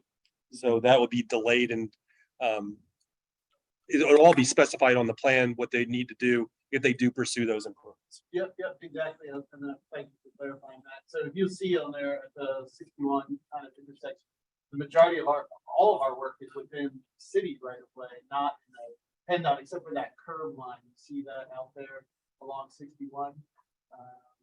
That curb line was a request of PennDOT after discussion. They have a point in their code where they don't like one-way drives to be less than 20 feet or larger than 20 feet openings. So they'd really like that reduced. We have no problem with that, but again, it's one of those long-term type scenarios. We have some time constraints, so we'd like to push that into a separate phase of the project. It's not really related to our project other than the request. So we were looking to entertain that as a separate task. So we plan to add that curve to a separate label that says it's phase 2 future work to be permitted and of course approved by the city of Reading for the curve. In lieu of the what was mentioned last month with the respects to a traffic impact study, since the applicant will not be increasing traffic within the area, everything will be basically the same except for possible different movements with some traffic going into the parking area. We just wanted to make sure that we were clear with pedestrian movements to the site specifically. And if there is a problem now, we would like to see it addressed as part of this project. So I had asked the applicant to coordinate efforts with the police department, Public Works, and the emergency management coordinator to make sure that there's that this project is satisfactory. And if we need to make improvements or to mitigate any problems, we should do it now. We have already started to reach out. Scott here from Reading Police have started to reach out to those people just to, he's aware of his own security team is obviously well aware of what's functioning around, but he wanted to get a separate look at it and just make sure that exactly what John said would be smart with the design and safe. So at this point, considering the applicant's schedule and then they're in agreement to making all these revisions, we'll be making a recommendation for preliminary plan approval, subject to the applicant complying with these conditions and any conditions that you may have as a result of this discussion. Sure. Point of clarification, we're not going to require are we? Because it's a city project. Yeah, we would handle it the same way we did with Habitat for Humanity, possibly, or actually, Jerome, we would probably handle it, Michelle, similar to the way we did the Nature Place, where again, the city owns the property and leases it to a user, in this case being the Reading Phillies, almost like the Marion Street Fire Station. Again, the city-owned property. We were discussing the idea, and you can confirm it, whether or not an improvements agreement would be even worthwhile or necessary. We did talk. Yeah, the Marion Street, yes, Marion Street Fire Station. We did talk about stormwater management and the idea of maintenance. And like we did with the Nature Place, there's certain parts of the agreement that stipulate who's responsible for maintaining what and where. Putting the list of responsibilities actually in the lease agreement, and the owner was going to research the lease agreement to determine if it's adequate for what's being proposed here. And I said, make sure we cover the additional stormwater management features, which probably are not in there, and we'd want to make sure that whoever's going to take care of what, that's addressed in either the lease agreement or a separate agreement for stormwater management. So it would be a simplified version of what we would normally see for something like this. Yes, stormwater management, you can either attach a copy of the lease or addendum, just outlining what the responsibilities of it. That's not an issue. I do think that stormwater management. So again, as was mentioned, so the city of Reading and the Reading Village, it's Reading Baseball LP have this. Right. So I think we would pretty much lean on that to the extent that we have an NPDS actually already issued for the property as the Reading Baseball LP. But you're exactly right. That O&M is required to sign for the DP. It's whether or not who would sign it, if the Reading Village would, or if the city would, as they're the landowner. I could have it when I have a situation. I have the owner. Understood. And I don't represent, I represent them, but honestly, so I would love to have that conversation. Yeah, it's just a simplified agreement. Okay. We can talk, we can have a conversation about it. Yeah, we'll be doing that this month, so yeah, we have time to do that.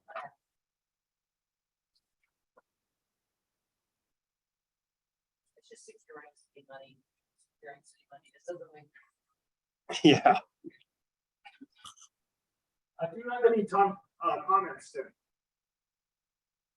Tim? Were you addressing me, Wayne? Yes, yes. Yeah. No, I think Jerome covered everything there that needed to be covered. We had a good meeting and I think everybody understands what needs to be done. It's a good looking plan. Oh, just wanted to mention that as part of that PennDOT HOP, there's driveway or something, 161? That's what they're trying to circumvent. Yeah, I don't think there is an HOP, Wayne. Well, No, there's an existing opening. Is that what you're referring to? Yeah. Right there off of the building addition to the right, you see there's two, go straight down. There's an existing curb cut that goes to the sidewalk. It's actually filled in with grass, so the curves. We plan to work with PennDOT to remove that as well. yeah, and you would do that at the same time when you fix that curve. Exactly. There. Yeah, but I just wanted to make sure that's what we agreed on. Absolutely, yeah. We don't see any point to having that there, and PennDOT doesn't need, PennDOT would prefer.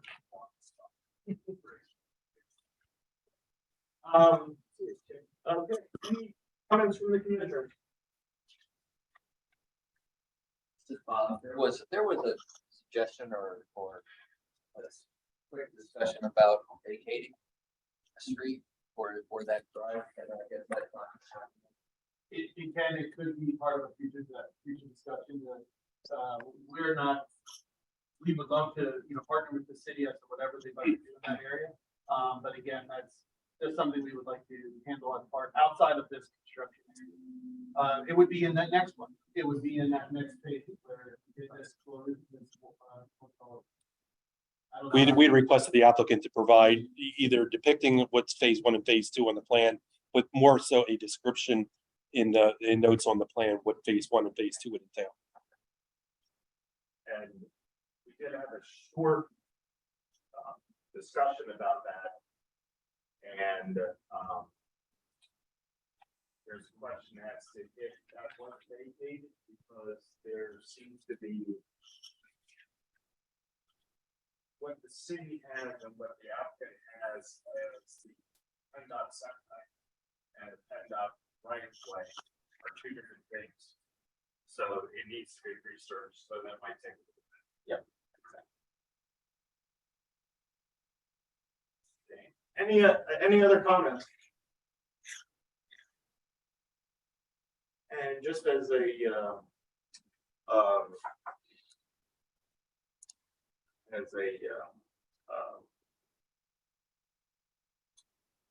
just as an update, did you receive the Berks County Planning Commission?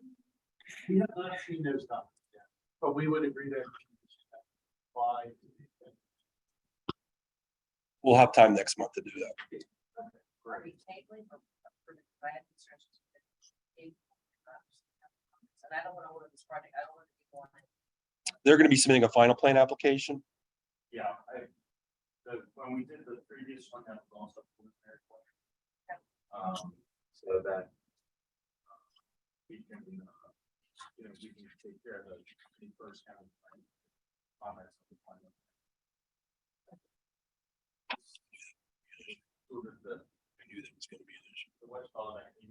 Yeah, this was preliminary final, or the final plan, we still didn't receive comments. Yeah. I think that's-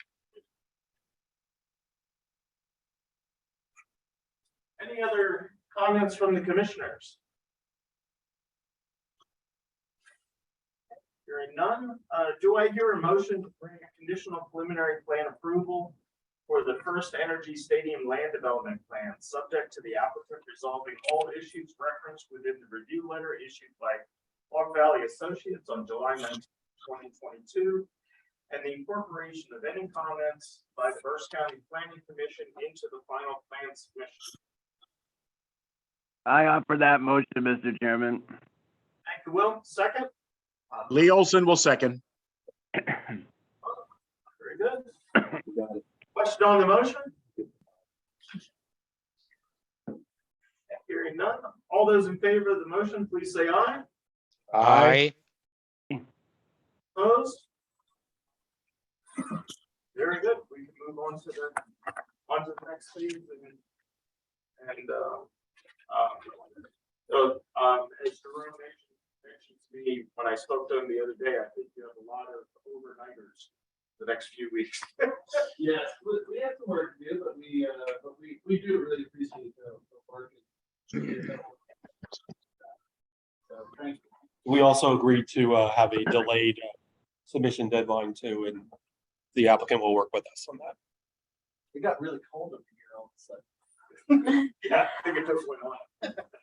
Thank you so much for your time. Thank you. Very good. Next, we have both 8 and 9. We normally discuss these at the same time, so I will do that again. It's the Burn Street Car Wash, Lot 1, final subdivision and land development plan, and the Burn Street Storage, Lot 2, final subdivision and land development plan. And I'll turn this over to Jerome for the update. Okay, we've seen this project before, both as a preliminary plan and as a final plan. This is a revised final plan, which has been submitted for Lot 1, which consists of 1.38 acres and will contain the car wash. And then Lot 2, which is a 2.54 acre site, which will include a storage facility. This is a redevelopment project. We had asked the applicant to provide us with architectural renderings, elevations, and floor plans for this site, just to verify what's being proposed in terms of not only from a site accessibility standpoint, but we also had questions about the nonconformity status, as well as some issues with the existing building having the need for a loading space. We'll come back to that. There will be an HOP that's required for this site. We also identified some additional vehicular access issues that were previously mentioned in other reviews. But these are the final list of items that we would have. The same thing holds true for the final issues we have with stormwater management. The applicant has agreed to complete the curbs and sidewalks and ramps as prescribed by the ordinance, as well as by Public Works. Sanitary sewage disposal issues is mostly just relevant to Lot 1 with the car wash. And I believe Public Works has made their comments with respects to the sanitary sewage disposal. In terms of fire and rescue, they did have specific comments that I believe were addressed, and I want to make sure that this was done. It appears that the water line was extended to the middle of the property, and a fire hydrant is located on Lot 1, close to the boundary of Lot 2. But I just want to make sure I sent what I thought was that improvement to the fire and rescue department to make sure that they were satisfied with that. That's a summary of the comments that are still outstanding. And I would assume that Greg is still here. You're correct, Jerome. Okay. First, I just want to verify that I was. You are correct with the fire hydrant replacement, and that put everything well within the 400 feet that Jeremy Searfoss had requested at the meeting we worked together at. I know our client has been working with Deb Hogue as far as the sanitary sewer goes, as far as how she'd like to see the recalculation for the water as it gets reused with the car wash. Stormwater management, we're in agreement that can be will comply with, I guess you want to see 90 degrees for the emergency access departure. The HOP, we've already made the application for. The loading space, we just took that interior into the building at that point, because that's really where the loading is going to take place. And with the nonconformity, I think we already have the zoning permit for this one, so I think we're square with that. And the architectural plans, we had previously submitted in pictures, and if it's a condition of the final approval, we can provide, architectural renderings for that. Obviously, the client would still like to just utilize the pictures to save a couple dollars if possible.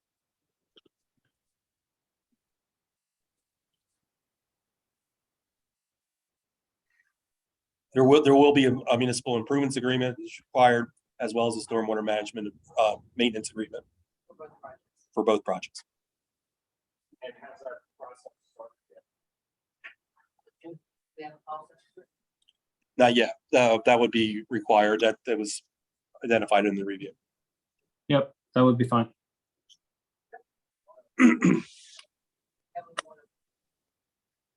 Yes.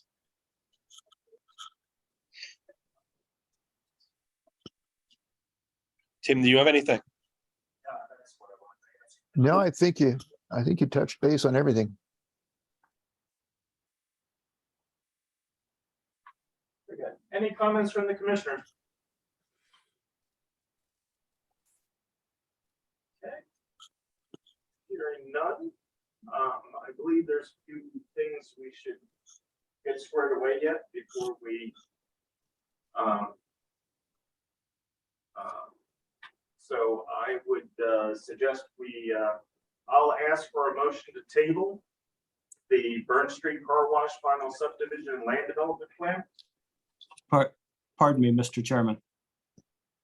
Yes, Greg. When we were here last month, it was noted that if we went back and we revised the access, which is what we had done, that a conditional final could be considered at tonight's meeting, which is what the applicant agreed to do. Okay. And are you ready to submit the cost estimates for the municipal improvements agreement? That could be. Yes. I biggest issue- believe they were in the package. The two biggest remaining issues are the HOP Right. and the sanitary sewage planning module.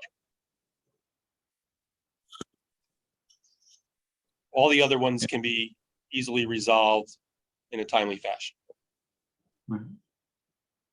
And they've both been submitted, and the one's outside agency. Yeah, I just like to make sure, Greg, that everything's at least in process.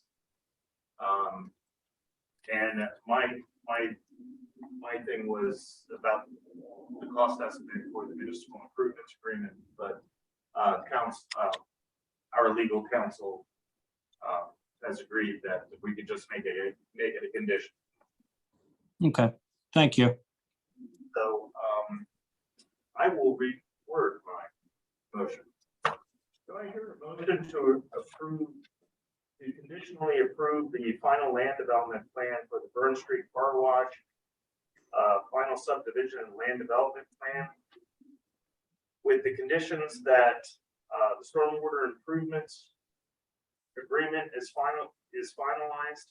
The municipal improvements agreement is finalized. The sanitary sewer modules are completed and that the PennDOT HOP permit is received. So move. Thank you, Nelson. Do I hear a second? Okay, Peter seconds. Okay. Question on the motion? Okay. I would like to add that,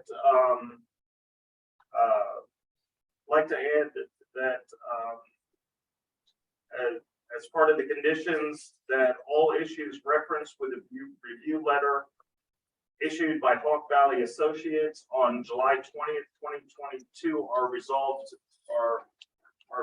the satisfaction of staff. Is that okay with you, Peter? Yes. Okay with you, Nelson? Is the addition to the motion acceptable, Nelson? I'm sorry, I lost my sound Okay. for a minute there. Having technical issues. No problem. I added a condition that all issues referenced within the review letter issued by Hawk Valley Associates on July 20th, 2022 are resolved to the satisfaction of staff. Yep, that's good. Okay, great, very good. With that, do all those in favor of the motion, please say aye. Aye. Aye. Aye. Opposed? Very good. Okay, thank you, Mr. Chairman. And should I assume that was for both projects then? Oh, no, I got to do a separate one for the other projects. I'll do that right now for you, Greg. Okay, thank you, Wayne. Okay, do I hear a motion to grant conditional final plan approval for Burn Street Storage Lot Number 2, final subdivision and land development plan with the conditions that the stormwater agreement is finalized, the municipal improvements agreement is finalized, sanitary sewer modules are finalized, and that the PennDOT HOP is received, and that all issues referenced within the review letter issued by Hawk Valley on July 20th, 2022 are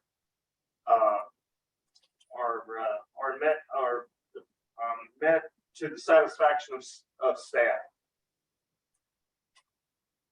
Okay, Bob, do I hear a second? Lee Olson I'll second. seconds. Question on the motion?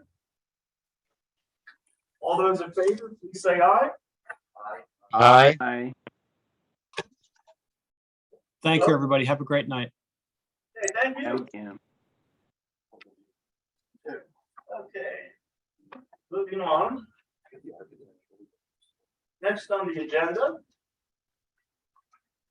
is We got it in 322 zoning permit plan 2 years ago. annexation All right. and land development plan. This is a. Just a second.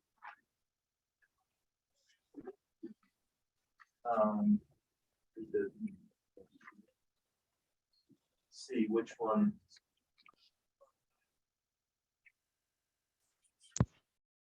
Figure out which one it is. So anyway, this is a preliminary and final land development plan that we're seeing for the first time, and I will turn it over to Jerome. This is a preliminary / final plan application that has been submitted. It is the conversion of a commercial building that is it's located on 2 lots. 322 Walnut Street contains the existing building. 144 Rose Street is a vacant lot at this time. The applicant is seeking to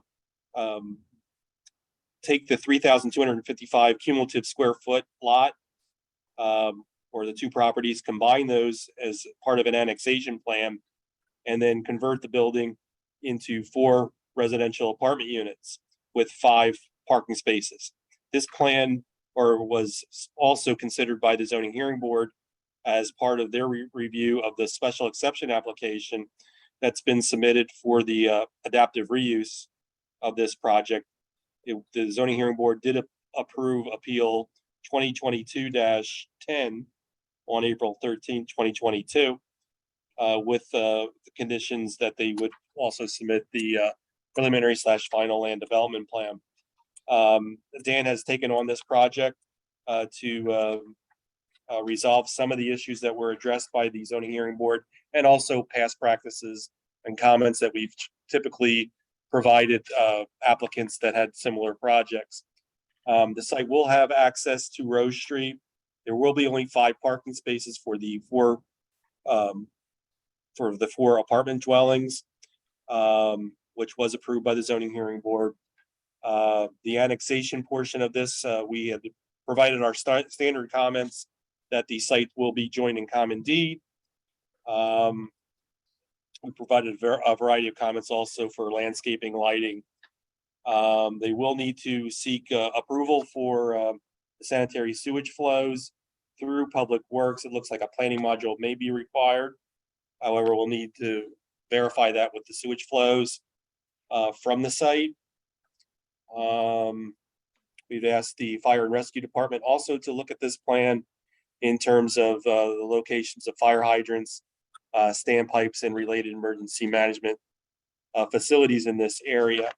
Plan will be required to go to the Berks County Planning Commission for review. And we feel that a stormwater management plan would not necessarily be required because most of the site is impervious now. However, we might want to look at some modifications we could possibly make to capture any increase in flows that may be created as a result of the parking area. So we might want to take a closer look at that at the next plan submission. Other than that, I think I attempted to summarize everything on this plan. Is Dan on the line by chance? Dan, you're muted.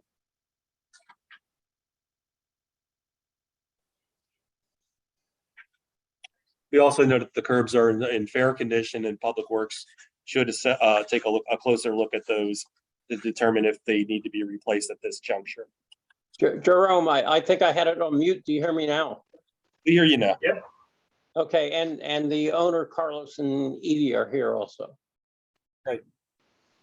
I just have a couple comments. I think landscaping will be a challenge, but I think we can do something that'll help the situation out. I'll prepare a sewer planning module for the property. Is there a threshold that you need to go over to get a sewer planning module, or is it just required for anything with a use of the building? And we'll give you his. Yeah, can you just quickly explain the use of the building? This is like, today was the first time I really had a chance to look at it. What's happening at The way I 322? understand it, the former use of this building, now it goes back quite a ways. It was 4 apartments.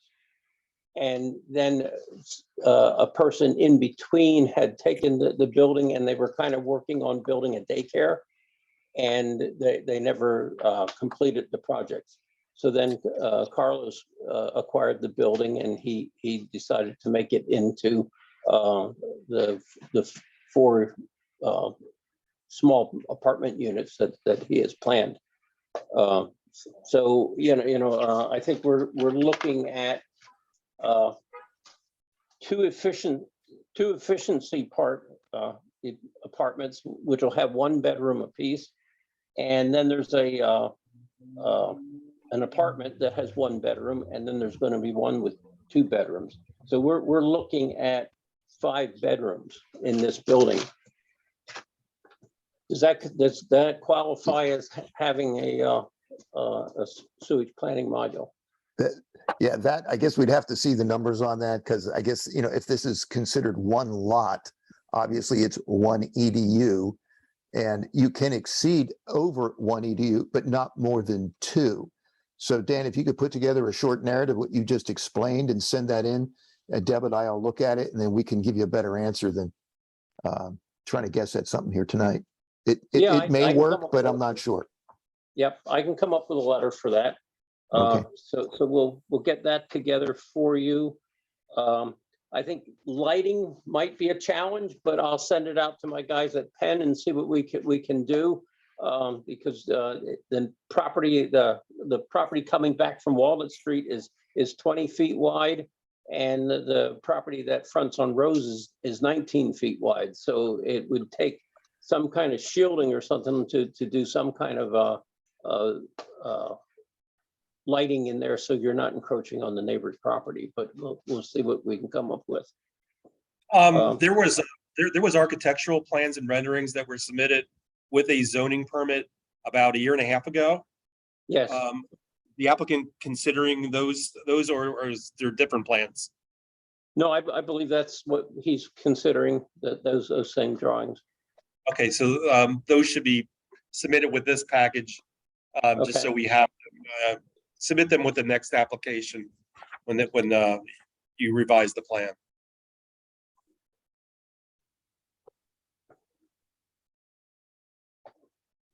Okay. See, lighting, sanitary sewer.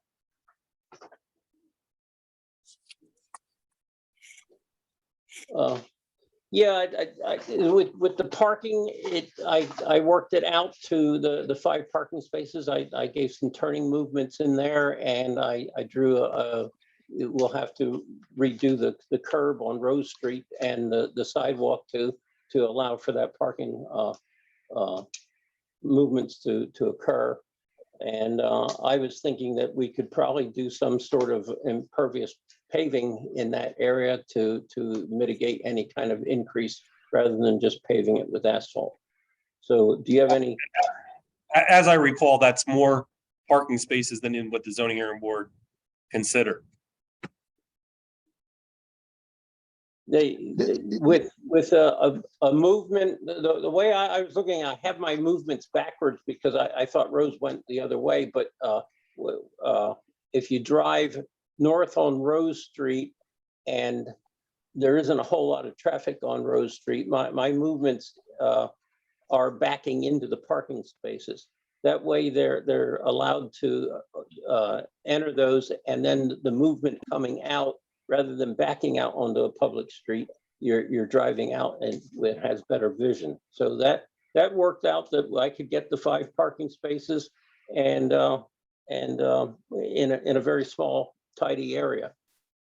Yeah, the zoning variance specified that, well, it said in the decision, the zoning variance has been granted to construct an off-street parking area that includes the 11-foot access. So they did exactly what the zoning hearing board approved it for. That's it. Dan, is this proposing a driveway off Rose? Is there a driveway Yeah. there now? Or are you proposing a new one? There's nothing there. There's no Okay. curb there. It's just busted down. So we would Yeah. have to build the curb line and the drive depression. Yeah, if you could put that on this drawing, that would really be the right way to do it. You'd be planning believe for it. I And do. that way you wouldn't need to get a driveway permit. We could do it here with planning. I have it on page 2. Oh, Yes.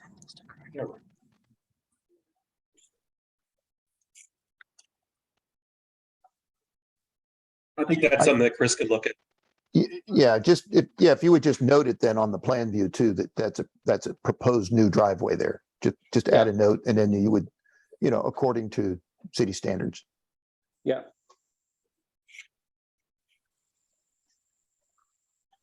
So that's about all I have. I could get something back in here. I won't have time to complete a survey that I could do the final meets and bounds, but I think we could cover up most of the items while we're waiting for the survey to be completed and I get the letter in on the sewage uses to let's keep this thing moving till next month.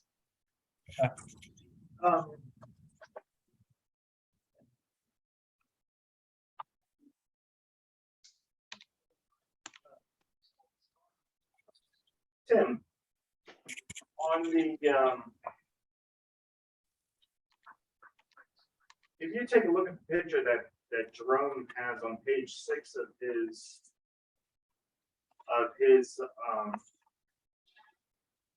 review, you'll see that it's basically all stone right now.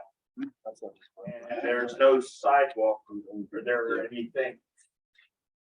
Should we have Chris Lovell take a look at this and see if a sidewalk 11 feet. would be required on this side of Rose Street? Yeah, I think we already agreed that, yeah, it would be good just to take an overall look at the curbs, sidewalks and potential driveway for this site. Yeah, we should schedule that with Chris Level. Okay. That would be great, because So nothing that's done.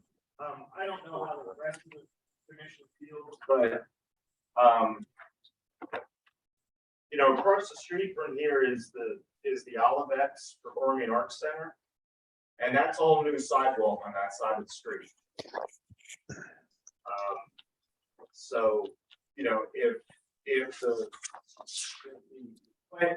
Public Works can make a determination that perhaps only a curb and a driveway cut needs to be put there and the sidewalk is not required, that might be helpful. Well, I guess we can make a determination, I mean, based on what's in the ordinance. I guess we can make a recommendation based on what we see there for this neighborhood, if it would be prudent to put in sidewalk. And we can make that recommendation at the next meeting. Yeah. Well, my drive ramp will pretty well take up the 19 feet, so we'd be putting sidewalk and the driveway ramp in on our 19 feet, but we're not going to be building it down Rose Street. Yeah. My concern is that the neighboring property, it wouldn't be a contiguous sidewalk. Because the neighboring property at 20 feet. that doesn't have a sidewalk. Correct, and you're talking, it's probably be 20 feet of improvements, because you got the 11-foot driveway and then the 9-foot parking area. So it'd be 20 feet. They're combining the 42 rows. Yeah. So they are very limited on what can be improved on roads. The parking is on the east side of Rose, so that when I did my turning movements, I had the car coming backing out the western side of Rose and into the parking area. And to make that movement, you pretty well need let's see, what did I do here? I made the driveway throat not to exceed 16 feet, and you need that to be able to get in and swing off the Rose Street without hitting the cars on the other side of the street. This is not a desirable, nor is it something that complies with zoning. They got zoning relief for this, for maneuvering in and out in this manner for 5 spaces. Yeah. I'm just thinking of the idea of saving a few euros for concrete. So. Well, they probably need as many parking spaces. They only need to put the driveway and split in there, not any extra. Any extra sidewalk in front of that parking space. But that's up to Public Works. That's up to Public Works, and the zoning hearing board did not give them relief on that aspect of it.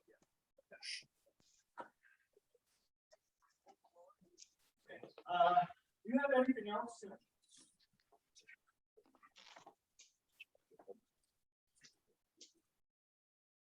Any other comments from staff? Any other comments from the commissioners?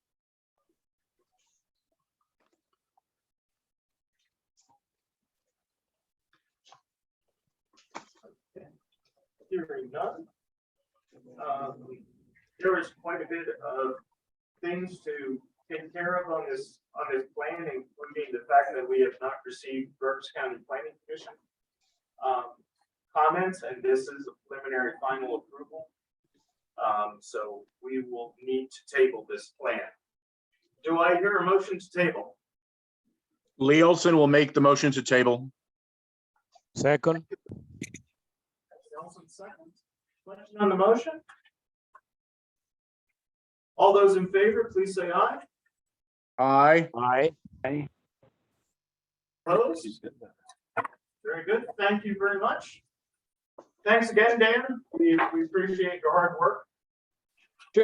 Jerome, I didn't get an agenda. Is this the only project I have on the agenda this week, or do I have to hang around for something else? Hang around for Fisher annexation number 12. Okay. Just one in front of that one yet, Dan, so it won't be too much longer. Okay. Thank you. Thank you. Moving on. We go to the Iron Gate preliminary land development plan at 2228 Wall Street. And I'll turn it over to Jerome for the update. We had a lengthy discussion at our last planning commission meeting with respects to the direction of where this project is going. So it was concluded that the applicant should bring back the plan based upon that discussion in which they have. The review letter that's dated July 21st is an update from the letter that was issued previously, which was in January of 2022. So the applicant did make some adjustments to the project. There are still a number of issues that need to be resolved by this project. We've identified the site accessibility issues that we determined to be the compromise or issues of agreement that we had with the type of truck, size of truck, a single unit truck that would be allowed. We have also been trying to work with Public Works as well as our traffic consultant to determine the signage that would be placed along Moss Street as well as on the site. The applicant has agreed to incorporate the limitations for site accessibility in terms of the lease. There are still some sanitary sewer issues that will need to be resolved as part of this project. The county previously reviewed this project quite a while ago.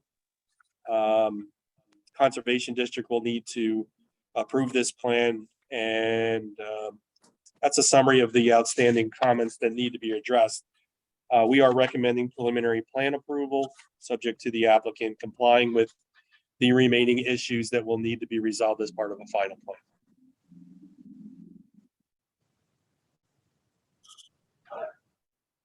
Do you have anything on this, Tim?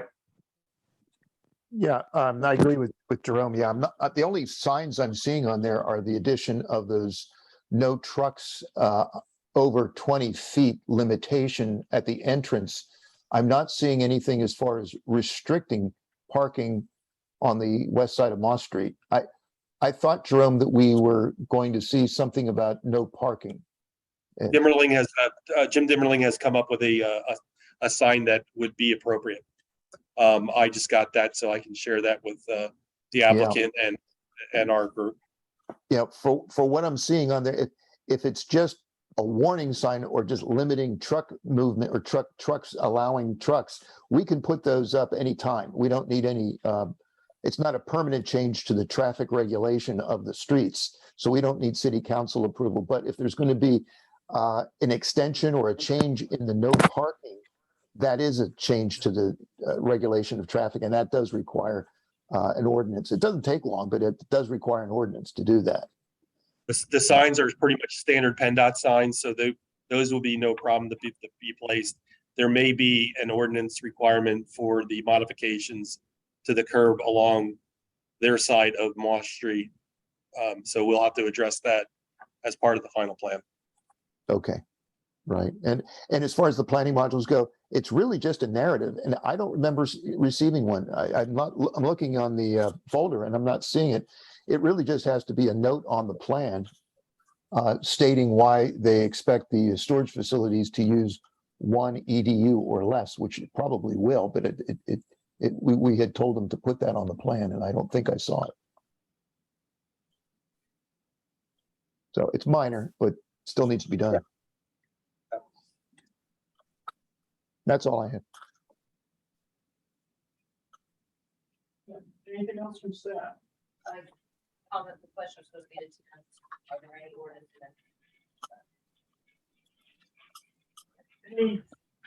Anything from the commissioners?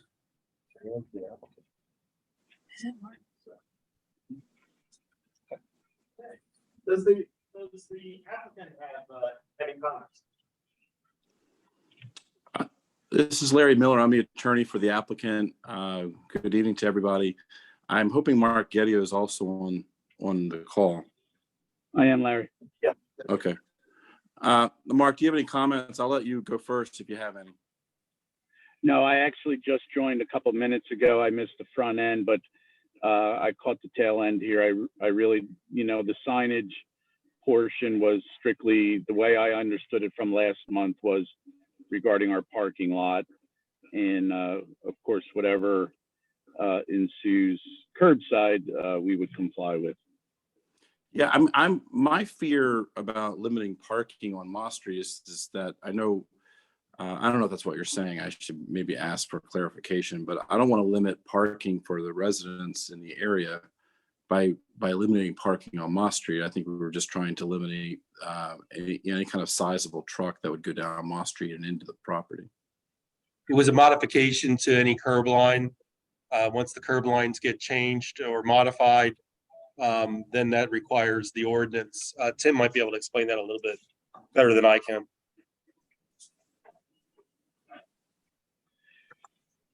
Tim? I think distant-wise, we're equidistant from what's existing to what's proposed. From where I understand the revision requires, but the delta between gain and loss is going to be very close in equal distance. Sorry, Jerome, I had my mute on. Yeah, I think the only curb alignment change I'm seeing is just on the south end of the driveway apron. Am I looking at that right? Correct. It's just a modification to the alignment of the radius. I don't think that's what the intent of the ordinance is really, when there's a wholesale shift in the alignment of the curb. Like you would if you were doing like a bus drop off at a school where you've got a half a block of the curb that's realigned, that kind of thing. This looks more or less like just a flattened out radius on the entrance, and I don't think that's enough to really warrant the need for an ordinance. That's not the intent of it. Okay. It doesn't change the right of way. Obviously, the right of way stays the same. So I think that we'll just call that a modified entrance to the driveway apron. Okay. All right, I understand better. I don't think that's a problem as long as Mark is on board. Agreed. All right. And just out of curiosity, Tim, that requires a driveway permit? Well, it's part of the land development plan. Since it's made part of the land development plan, and I assume that there will be improvement agreement, and that would be the bond and the inspection, it's all handled during the planning. So there would not need to be another driveway permit for construction, because we're doing it here during the planning phase. So no, there would not be a need for a driveway permit. Any planning commission review for Fisher.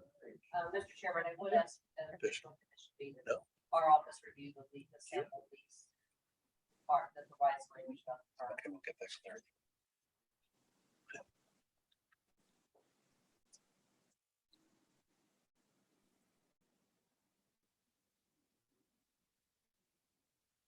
I have that note. Any comments or questions from the commissioners?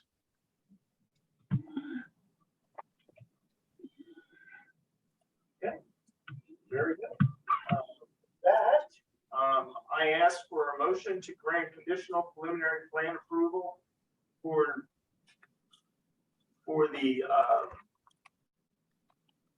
for the Iron Gate preliminary, land development plan, subject to the applicant resolving all issues referenced within the review letter issued by Hawk Valley Associates on, I'm sure if it's right, January 21st, 2022. I'm out. July 21st. July.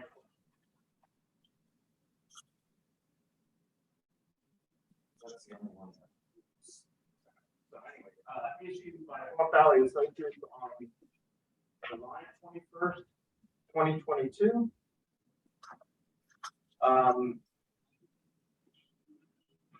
And with the condition that the narrative for the sewer use is submitted to Public Works, and with the condition that a sample lease agreement is submitted to our solicitor. Lee Olson will make that motion. Second. Okay, Nelson seconds. A motion? All those in favor, please say aye. Aye. Aye. Opposed? Home stretch now. Okay, very good. Well, thank you for your patience. Forward to the next thing. Oh, and just last thing, guys, just a thank you to the board. I really appreciate your time and effort on this. You're welcome. Thank you. Thank you. You're welcome. Jerome, I assume you'll distribute that letter at some point then? That should have been distributed on, I'll apologize. If it wasn't sent, it should have been sent on Thursday or Friday. Okay, but nothing would be updated then from tonight's Yeah, okay, yeah, nothing else will be commented. Let me resend that. It might have been a glitch. Okay, no problem. Thank you. Thank you all for your assistance through this process. Hey, you got it? This was the attachment. Okay, we got that solved. I apologize. I sent the January 21st letter. Oh, it's a better month. I was very. My fault. Okay, next up, we have the Fisher annexation plan at 2161 Downing Street. This is the preliminary final plan review. At our last month's meeting, we went through the review of this project and had discussion on it. However, we did not have the Berks County Planning Commission review letter. Dan, did you get a copy of the Berks County Planning Commission review letter? Well, I've been so busy, I don't know if I did or not. We sent it out, so I would think we did. I thought so too, and I did not get a copy personally, and Emily did not get a copy of it. It's more than 30 days, and that's why I wanted to keep you here for that discussion. So there's no point, if no one has a copy of that review letter, then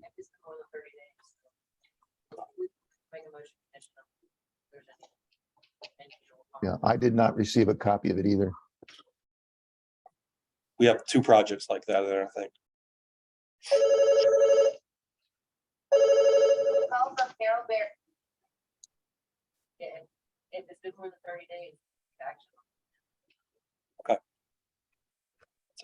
This was the simple annexation plan. At where's the address? 2161 Downing Street, which is a combination of several parcels of land that are located in Riverdale.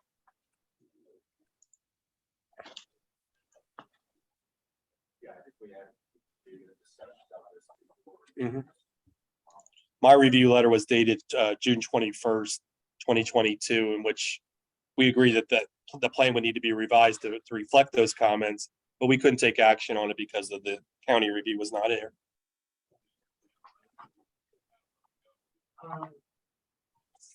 I'm going to check my email here real quick and just see if I got something from Michelle. She usually emails me, but I don't recall it coming in. Okay, And I know we filled out the application and sent it off. Yeah, We I, really appreciate that, Dan. Do you have anything on this project?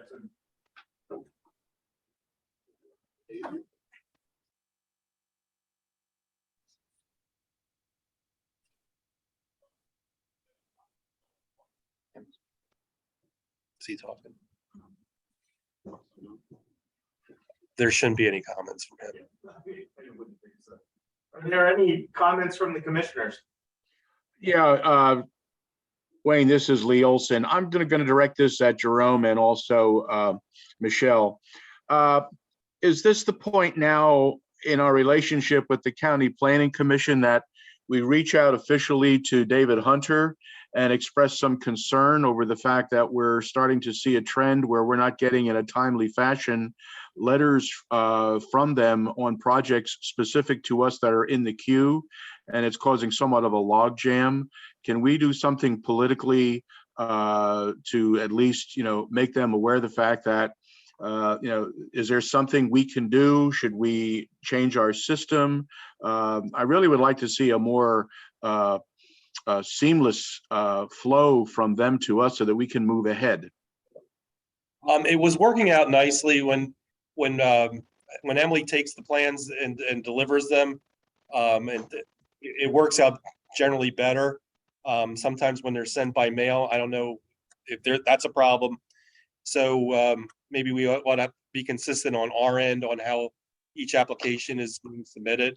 Yeah. The second point would be we might want to check with Michelle, because I think Michelle has been delegating it to someone else in the department. I noticed a new signature from someone, so maybe they're sending it to the wrong person. Okay. Or doesn't have the correct. So we'll check with Michelle Franklin first, just to make sure that we're getting the correspondence, because I did notice that the some of the new plans that were submitted were signed by someone else. Okay.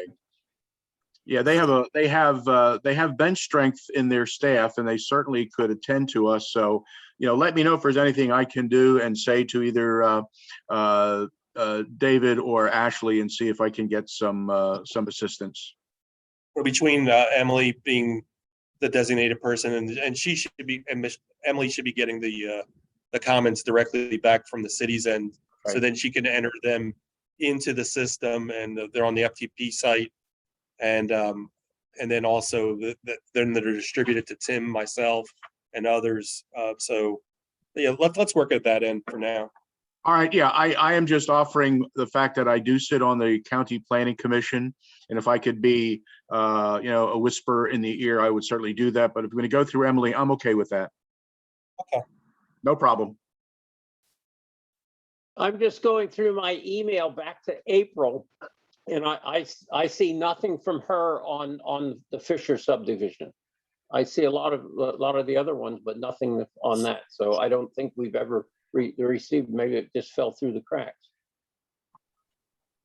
Same thing is going to hold true, and Lee, you might be able to answer this question. I'll ask it now. For 615, 619 Walnut Street, it was the same thing. It was an annexation land development plan. Comments were provided, were to be provided by the county. That's what we were missing. The plan was in good shape to consider for approval last month, but we did not have the review letter. So I was wondering if that one is laying around somewhere as well. That could be. That could very well be. That's why I included both of those projects back on the agenda. Okay.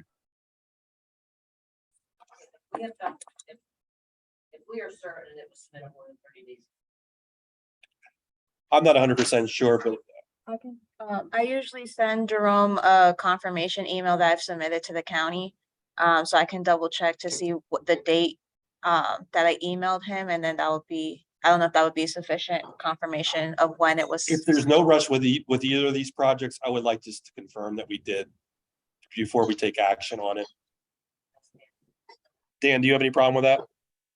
I don't think this gentleman, the city was making him combine the properties because of some some pigeon raising that he had done in the past, so he's just complying with the city. It has no, I don't think there's a particular deadline. He'd just like to resolve the issue and get the zoning people off his back. Yeah, and the other project had a few more issues to resolve, but that plan was in good shape too. I would feel more comfortable we just tabled. And just a clarification, Emily, for Fisher, did you submit or did Dan? Do we require? I'm pretty sure that I submitted. Okay. You Yeah. don't have to look now, I just. Okay, yeah. Yeah, I'm pretty sure that I submitted. We'll track it. Yeah. Okay, we'll do a little bit more research on that. Is there any comments on the annexation, on the Fisher annexation plan by the commissioners? Hearing none. Do I hear a motion to grant to table? Yeah, there we go. Do I hear a motion to table the Fisher annexation plan at 2161 Downing Street? Lee Olson will motion to table. Thank you, Lee. And I got a second for Bob. Okay. Question on the motion? Okay. All those in favor of the motion, please say aye. Aye. Aye. Okay, very good. We will move on to 615, 619 Walnut Street, annexation and land development plan. That'll be the same issue that we're still missing the Berks County Planning Commission review letter. We need to track it down. Yeah, so we would like to track that down. I think Lee's the only one here that could represent the plan.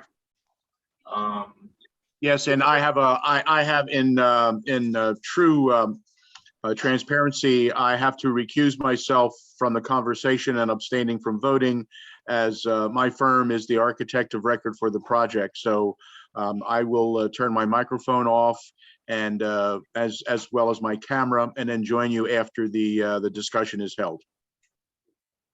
Thank you, Lee. You bet.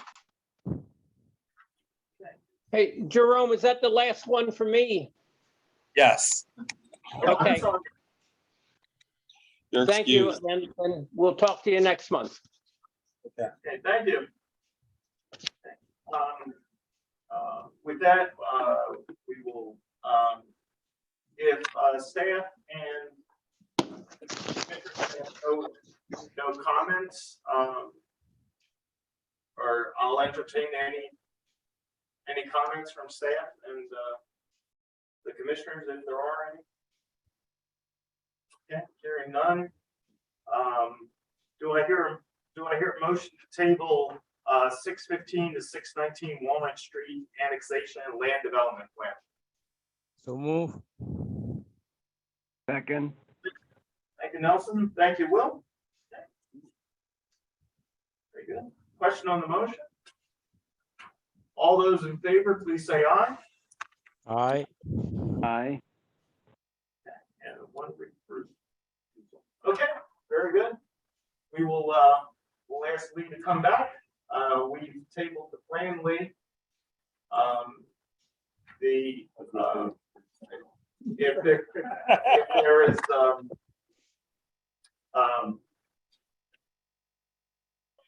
if this since this is a county project, I can't imagine it's a problem, but you know, if it is, just have them contact us. Yeah. And Mr. Chairman, I'd appreciate it very much if the record would reflect that I abstained from voting.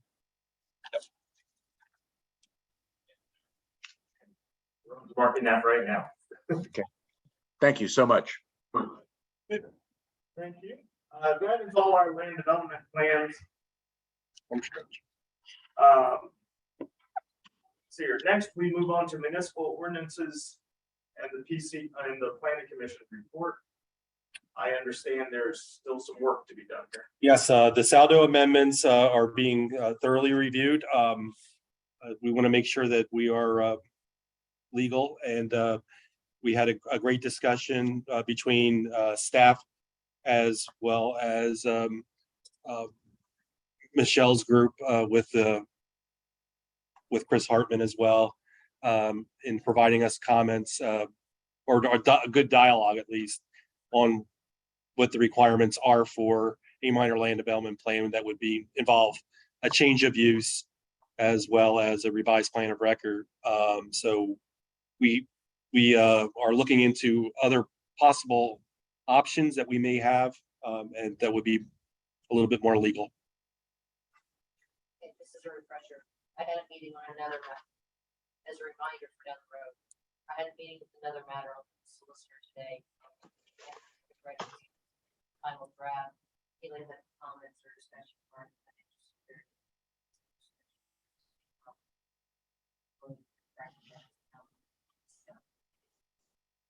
Something.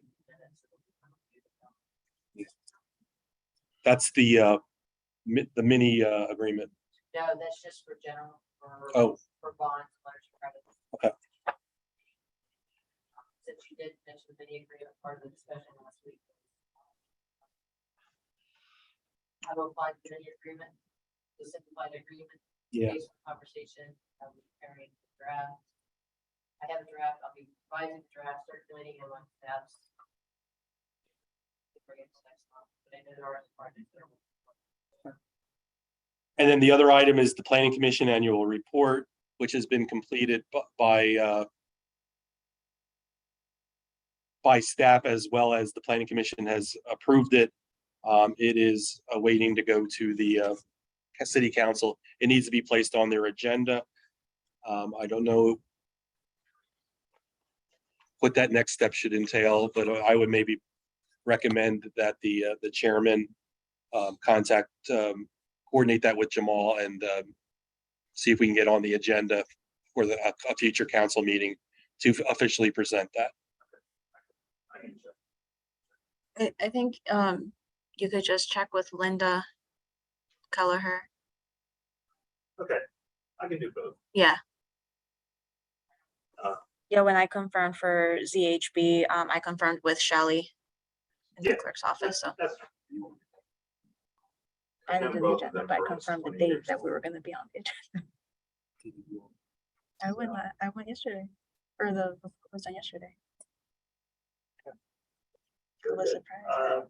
Just a reminder that on the, that attached to the draft meeting minutes was the update on all the plans that are, that don't require action. So you can take a look at those at your convenience. We won't take the time to go over them at the meeting. The only one that I was missing, and that was the Bear Building. That was a sketch plan application that was on Court Street. I forgot to include that as well, so I'll include Bear Street or the Bear Building.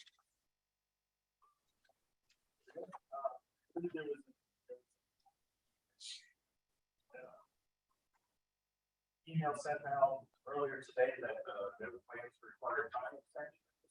No, there'll be 3 next month. Next month, however, so. Busy with that. Announcements and other PC business. Here, I have a greenhouse meeting tomorrow morning at 8 o'clock. That'll be interesting. Get my ass out of bed. Let's see here. The other thing that I wanted to mention is that in today's paper, there's a very interesting article about the Elks Club. That if you haven't had a chance to read it yet, go and read it. It's very interesting. Does anyone else have any announcements or other business for the body? Yes, Mr. Chairman, as well, just a few quick things. I haven't noticed the problem with the stickers placed on signs all over the city getting any worse, but I'm hoping that the remediation will begin soon. I want to thank the city for its recent cleanup with the dumpsters placed throughout the city. Public Works did a great job with that. I also appreciate Public Works following up on the issue I raised about the school zone 15 mile per hour signs that have continued to be flashing all summer. And finally, I don't forget this. Tangential to those Burn Street projects we just approved tonight, I remember I had raised the matter of the difficult intersection at North 6th Street and Heasters Lane, northbound on 6th Street and turning eastbound onto Heasters Lane under the tunnel, under the railroad bridge. It's almost a blind turn. I'm just wondering maybe if Public Works could consider possibly putting a mirror there or something and take a look at it and see if there's anything could be done, because I just think it's a very dangerous intersection. And that's all I have, Mr. Chairman. Thank you. Will? Anything else? All right. Next, we will go to the approval of the planning commission minutes for June 28th of 2022. And I had one minor correction that I sent to Jerome, which he received. Any other comments on the minutes? Okay, do I hear a motion to approve the minutes for June 28th of 2022? Lee so moves. Second? Second. Okay, thanks, Nelson. Mr. Chairman, I have not been able to review them yet, so when I do, I'm sure they're pretty good, but if I find anything, I'll mention it next month. Thank you. Thank you, Will. Okay. We'll hold that to question. And all those in favor of the motion, please say aye. Aye. Aye. Opposed? Okay. We have minutes. Very good. The next planning commission meeting will actually be a workshop on Tuesday, August 16th, 2022. Jerome says we have something to review. Yeah, it'd be the Goggle Works. Lee is familiar with the project as well. We had a one-stop meeting in which various departments had gathered together to provide comments with respects to the internal site improvements that will be conducted in phases. They will be bringing their sketch plan or conceptual plan in for discussion with the planning commission, and we've advised them at that one-stop meeting that our first workshop session will be on August 16th. So they would like to be available to attend and discuss that project with them. We will look at it to see if it meets the terms for land development or minor land development plan. We may look at it as a site plan for review and consideration by the planning commission, but it's a great project, and we'll see more of it next month.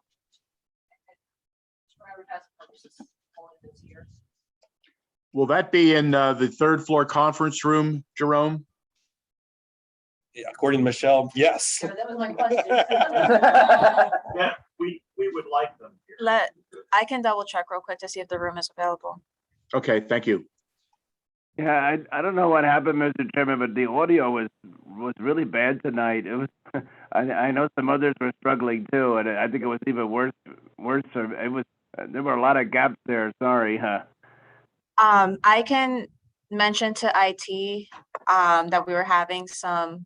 I don't know if maybe for whatever reason the internet connection, or if maybe the mics need to be reconfigured or something, because we haven't had these issues before. So Yeah, probably The mic probably. Yeah, I would agree with. I would agree. I think the microphones are too high away from the table. Michelle, who comes crystal clear when she's on a Zoom, was very almost non-audible this evening, and some other people, and even when Wayne moved away from the table, we lost his audio. That's right. I'll double check and make sure that the third floor conference room is available. Great. That'd be great, Ellen. Thank you. I can let you know by tomorrow. Yeah.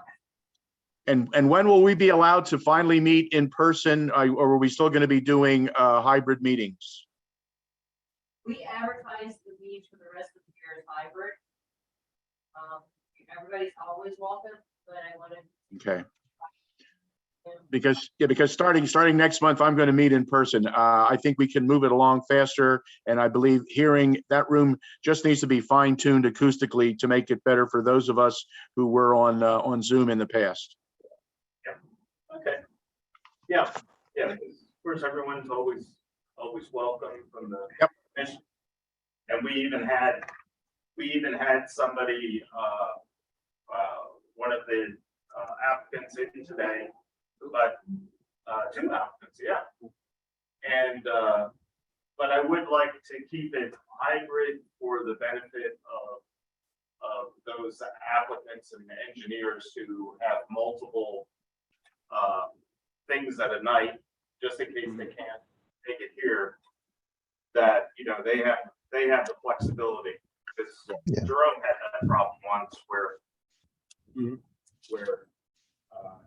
needed to zoom in because he had to be in another township, you know, way far away, and I think it's just easier to, you know, click a few buttons on the computer when that happens.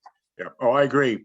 Either that or we all get on Nelson's plane and go down to his condo, because I haven't seen those palm trees move yet. You're welcome. I have a different one next meeting.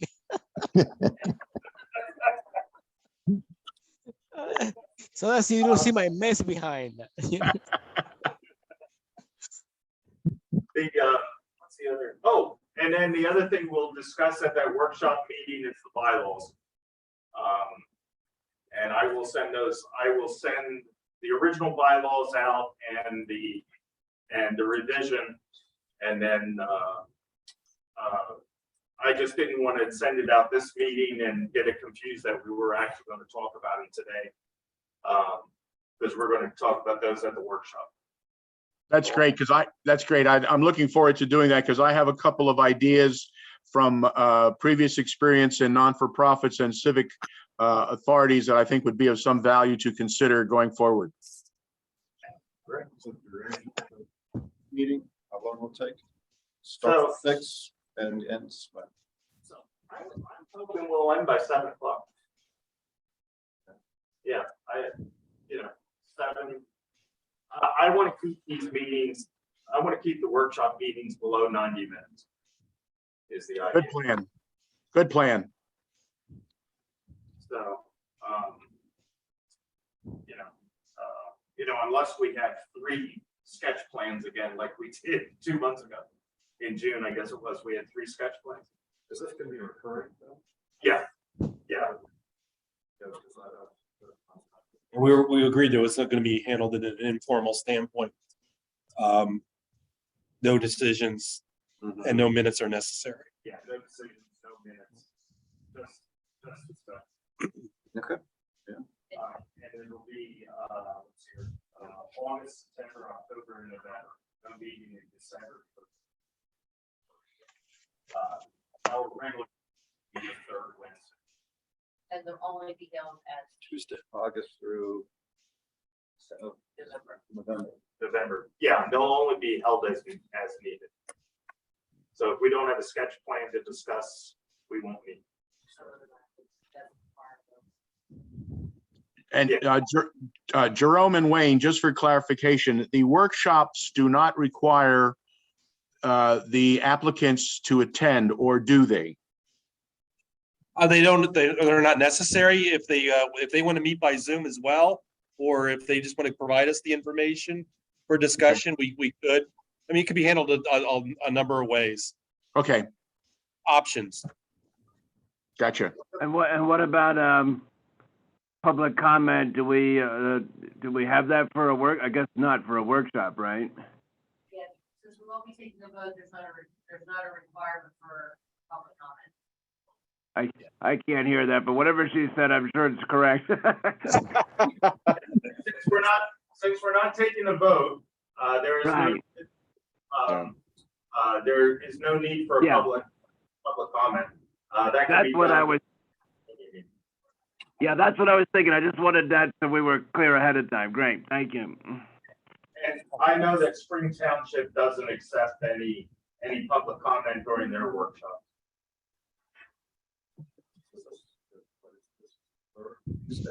Yeah, third Tuesday, 6 o'clock, and most likely here.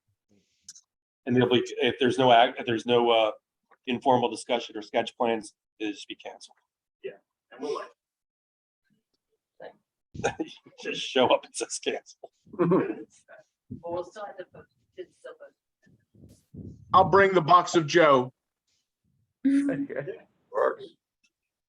Very good. All right. And then our regular meeting will be Tuesday, August 23rd.